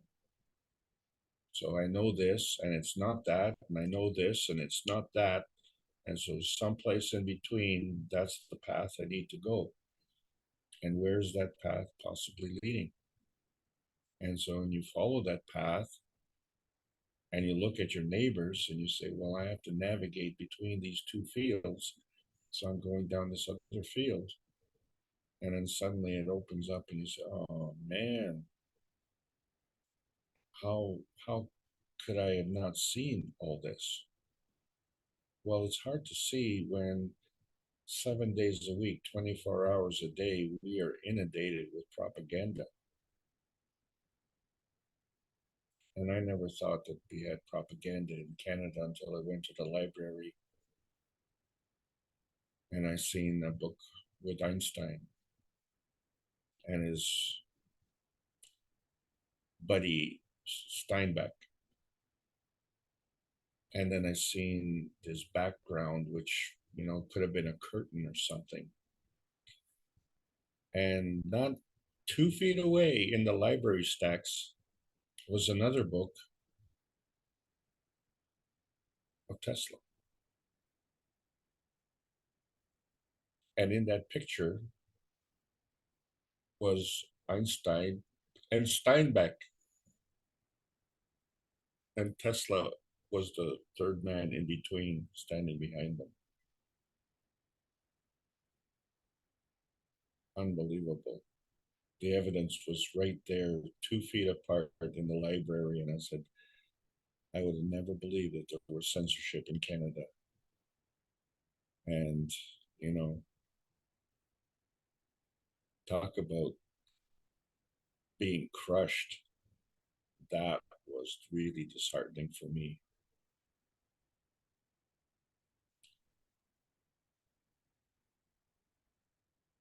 Well, our future is very bright and getting brighter, Alex, so I don't think there's any need to sort of feel sad about what's happened in the past, other than to mend the fences or balance the fields in whatever way. And I think these systems will allow us to do that as well.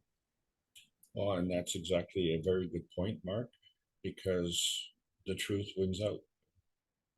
That's the thing. The truth wins out all the time.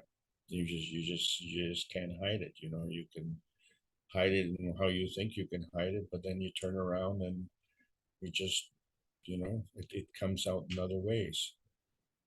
And it's actually laughable how the artificial intelligence on YouTube is working, because they fill in, you know, the topics that are popular at that time. And you know, if you mention the word knitting, then all of a sudden all these knitting videos pop up. I learned a lot about knitting.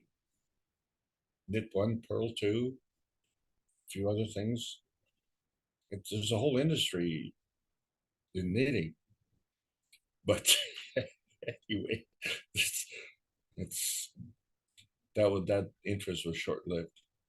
But you know, there's one thing to be said about artificial intelligence, and only one thing to be said about it. It's artificial.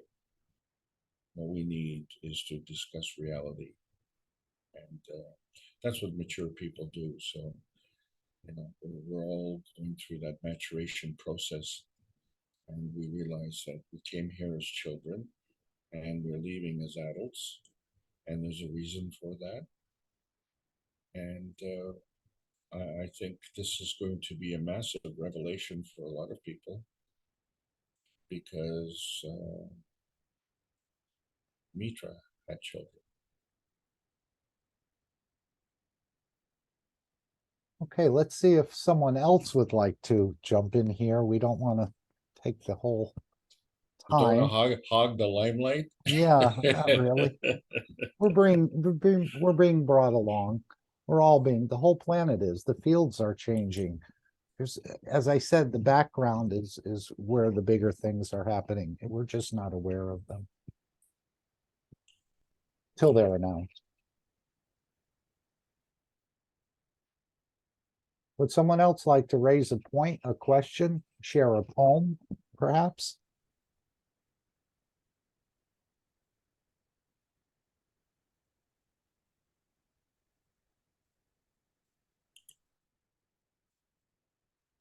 And if not, that's fine as well.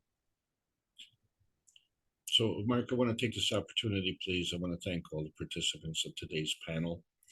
And I want to thank you for allowing me to be on this journey. And thanks to all the members of all the classes in all the various groups that are helping to make this, the North American meeting, so powerful. And I mean that sincerely, because we're covering a lot of ground here that is difficult to talk to, even amongst your friends. So I thank you for that, and I thank you for allowing us to continue, and we will continue, because it's not done, but it's not a labor. It's a labor of love, and the love will be going out from here and around the world through the Peace Dome. And we're all part of it. So thank you all, and Happy New Year. Okay, one more time. Would anyone like to come forward and raise a point, a question? Bring up something for discussion? If not, I did find that little part that I couldn't find before about what Mr. Keshe said about connecting the soul of the planet to your soul in a certain way, where with that interaction and with your aura will create a sort of light. That he referenced these new space cities, and this will be the light in these space cities. So we have some amazing, totally amazing features that we didn't even know we came with, or we had forgotten, but it's all there.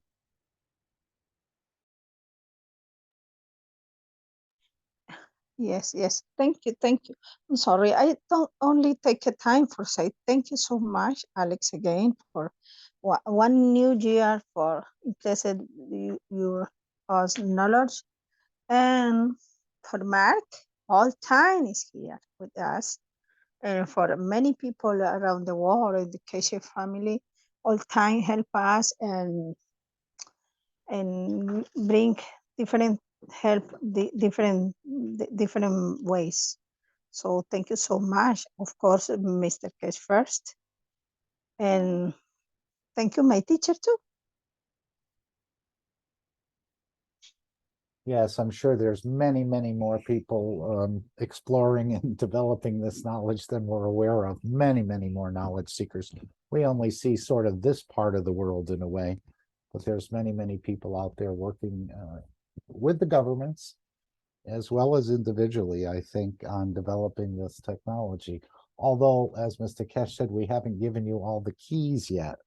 And so we let the scientists work and play and try to explore more of this knowledge, but it'll be up to the foundation and Mr. Keshe exactly how this is released to us. We'll be able to use it, fully use the technology, but may not have the complete understanding, just like the phone. He's used that example. You don't need to be able to build a phone to be able to text with it, talk with it, and do your banking with it and everything else you do with it. You don't have to know how to build the phone, but this is what we're being allowed to use, are these systems. And we'll have full access to all of it.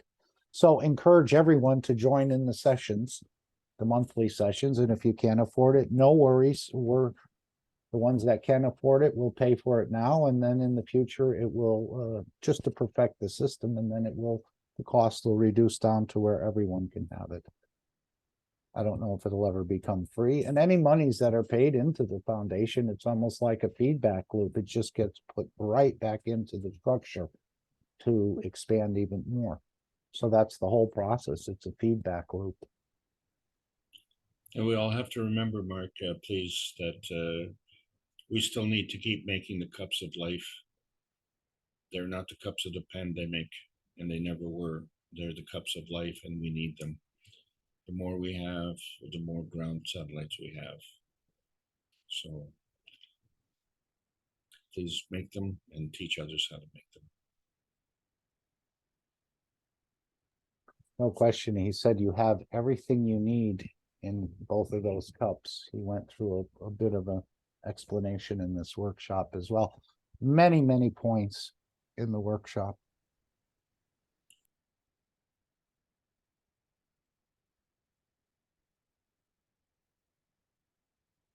All right, shall we hear the last clip and then the final disclaimer and the meeting will end? Did someone want to bring something else into the meeting?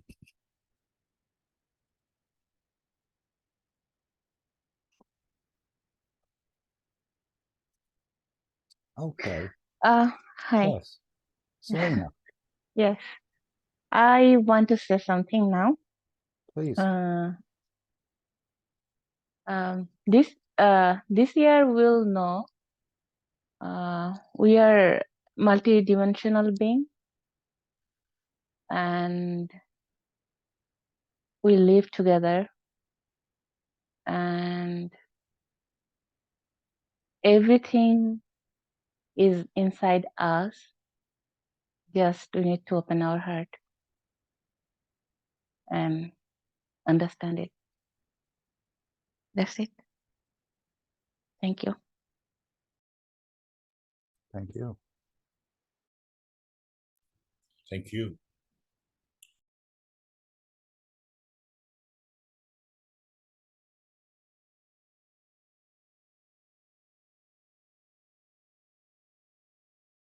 So we've had a great 2022, one of the best years, Mr. Keshe said, of the Keshe Foundation. And now we'll be moving with that momentum into 2023. And I think things will literally take off, as they say. We're going to be seeing a lot of firsts, a lot of amazing things that it won't be for the faint-hearted at first, but I think with the religions and some of these other structures starting to weaken as this technology gets revealed, more and more of us will become more interested in it and want to know more and seek out this knowledge more than we have in the past, let's say. So we have a beautiful future. And of course, with the universal community as well, this is going to be a whole he's talking about physical interactions, maybe on the soul level first, but then even with the physicality. So it's just an amazing process that is planned already, and we're all going to take part in it in big and small ways. But staying humble is a big key to it. I brought that up earlier about when Ike asked Mr. Keshe, how do you stay so humble with carrying the totality? Because he said the knowledge doesn't belong to me, it was gifted to me. So I think we're all receiving gifts.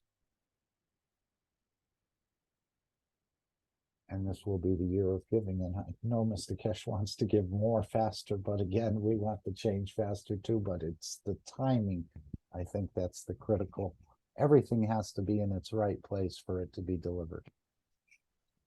And then it will open up.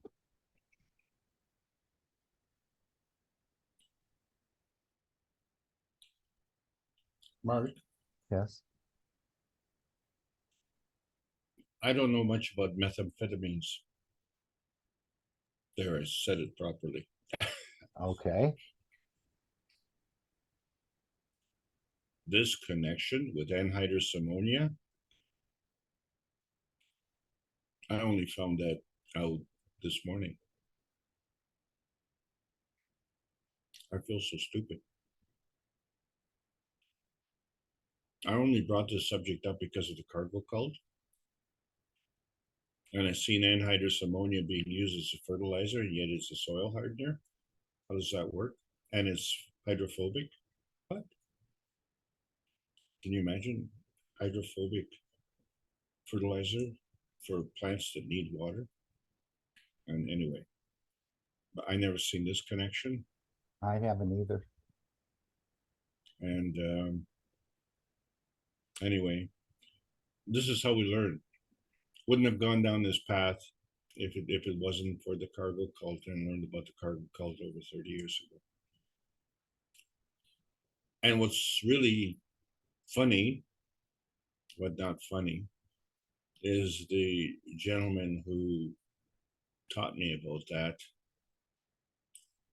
was not very above board in his, shall we say, financial dealings. So the only reason I listened to him was to learn. And he was quite happy to tell me about it. Bragging, in fact. And he told me more than he even knows, because I knew how to connect things. So anyway, thanks to him for that knowledge. But you know, hopefully your service to mankind will graduate to a much more better conclusion. Yeah, we go out in the universe and we replicate the same processes here. This is what I see. This is why Mr. Well, Keshe is taking us through this on how to elevate a whole structure, a planetary structure. Yep, we're going to change the playing field. That's what we're. The whole universe is going to change. Yes, sir. And again, a gift from the creator, more or less. But the universe is creating new civilizations, new life all the time. So there'll be a need for a continual elevation, I think.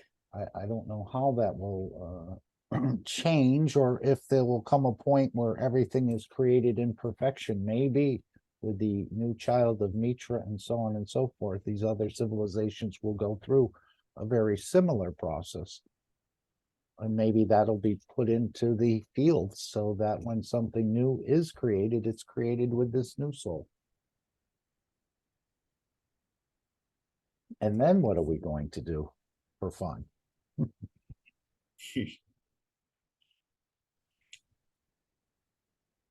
But I don't think we'll ever run out of work, or we know the knowledge is endless. So I think there'll be, again, we can't imagine what's out there. Mr. Keshe comes up with so many things that I've never even thought about before, but he just brings them up like if it's second nature, which it is.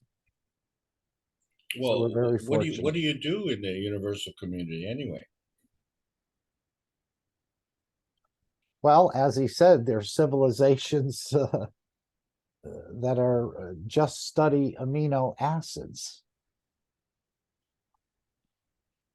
So depending on where your what you want to learn, you may spend some time with that civilization and bring back some of the knowledge here.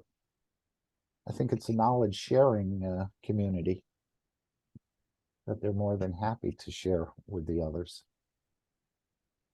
I don't know what will open that up. Sometimes I think they like to be to themselves in a way, but yet they work together. I don't know. But we have a very, as Marie said in the telegram, a glorious future awaits us. 100%. Yeah. Well, if no one has any other things they'd like to bring up at this point, remember the 9 p.m. for the elevation of souls every day, started by the Universal Council, and of course the Brazil meeting on Wednesdays for the same purpose, and the daily intentions. The One Planet, One Nation, One Race on Tuesday. That's what we're doing here. We're making a one planet race out of this planet. And of course, Wednesday is the reactor group. You're all invited there. And as we heard, Rick is some sort of special individual, although I don't think he feels that way. He's very humble about everything.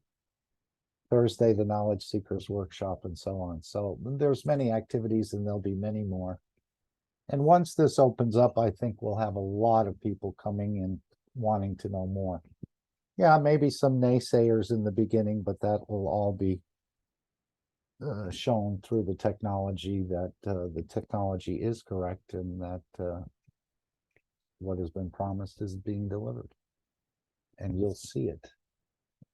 We've already missed it, I don't know how many times, as he said, with the toe being thrown and so many other things, the MagRav, we've missed many, many, many things. But we'll go back and we'll review it and revisit all these knowledges and just add to our own to be able to share more. That's the way I see it, anyway. Oh, you caused a silly thing to cross my mind here.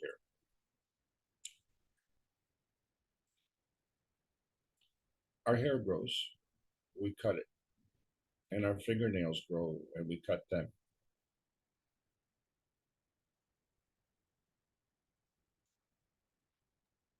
Yes.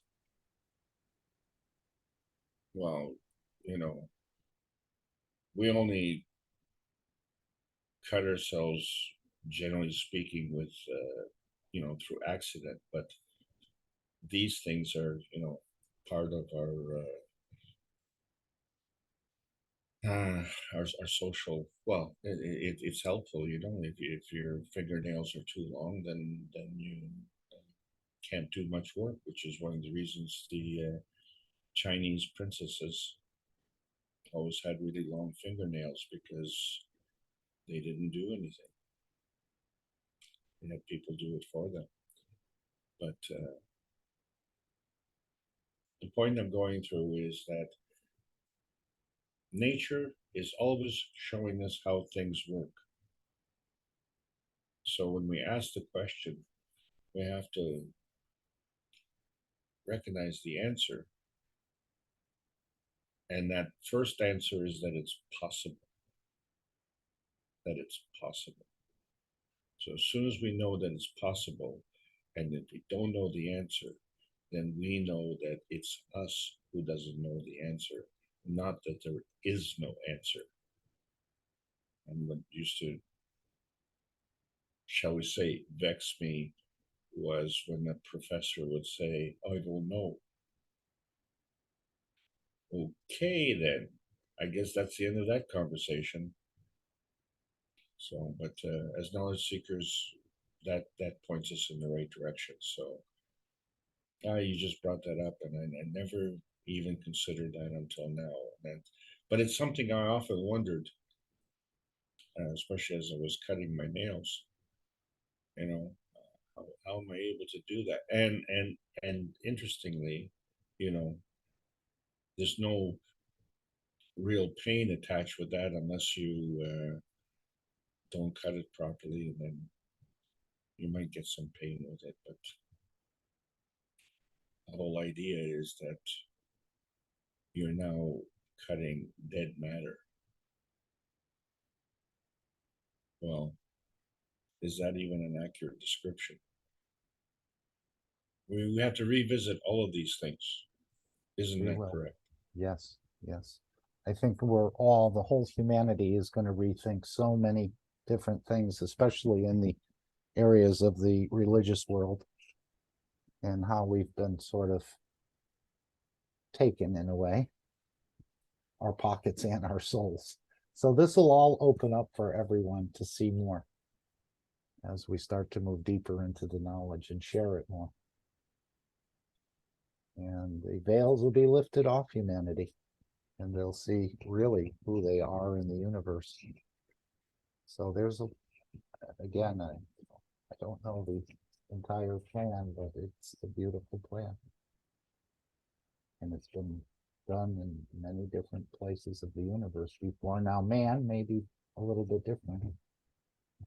As he said, we're going to be the first to understand this knowledge in a way, the way the creator moves without ships and so on and so forth. But eventually the universal community will mature up to that level, as Keshe told us. So, and we'll be sharing it with them, especially feeding. He said they eat something, but we're going to teach them how to use the cosmic rays for feeding. But he did say they don't kill to eat.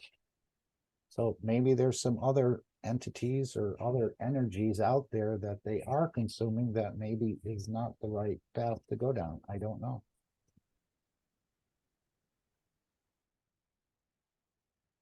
Okay, Yes. I forgive you. You said you don't know, I forgive you. You're not a professor of know-it-all. No.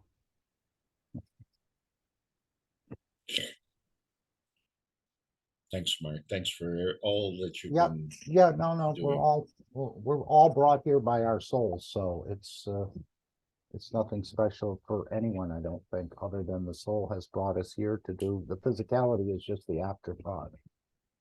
We're just tagging along in a way. The soul is the one that's running the shows, as I see it at this point.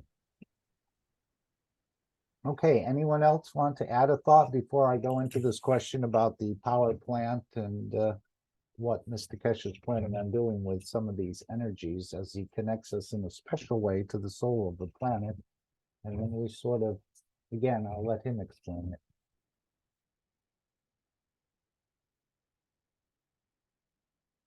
Okay.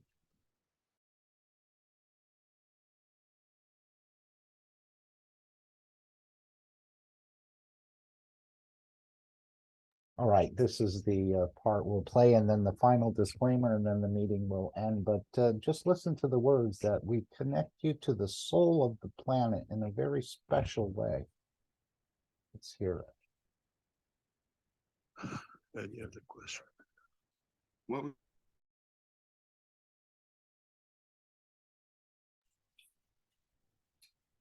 You want me to stop sharing?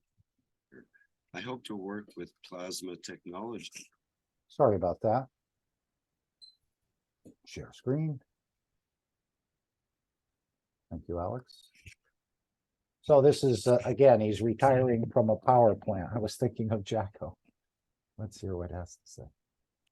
Technology in the future. What can I do to prepare for this? Oh, God. Yeah, if it's a nuclear power plant, you're already in it. If it is the standard power generation systems like coal or gas or whatever, you know about the power, but you have to change to understand the new structure of working of the systems.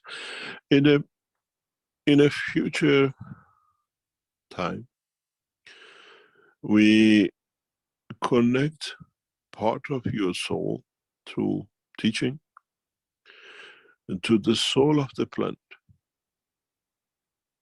in a specific way that it will create energy and power for your need.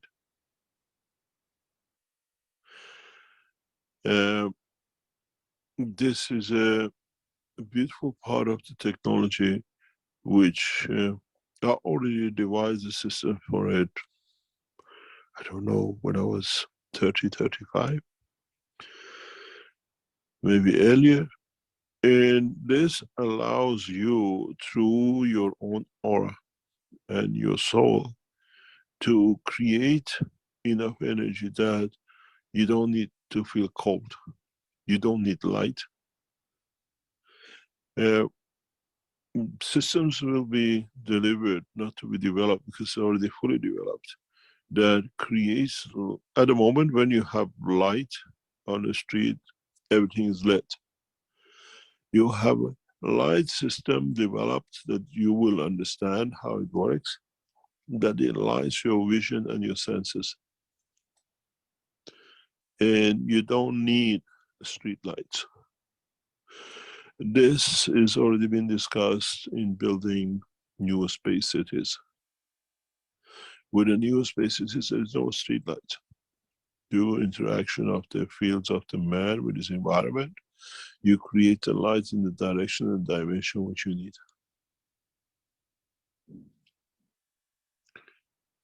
Go back into some of the talks I explained. Newer spaces have no street lights, because you will be taught, system will be introduced, that it creates a light in the dimension of the vision and interaction with the aura.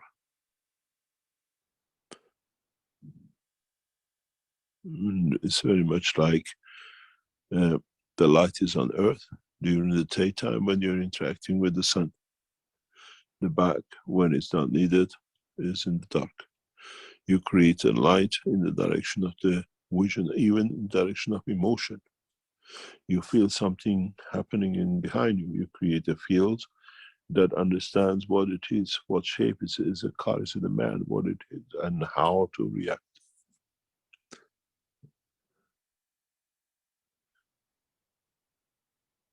This is slowly in the future will be taught. Any other question?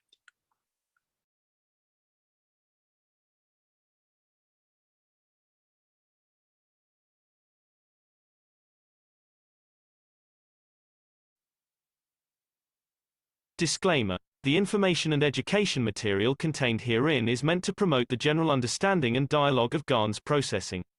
Such information is not meant or intended to serve as a substitute for a healthcare professional's clinical training, experience, or judgment. For patients and individuals, such information is not to be a substitute for professional medical, therapeutic, or healthcare advice or counseling.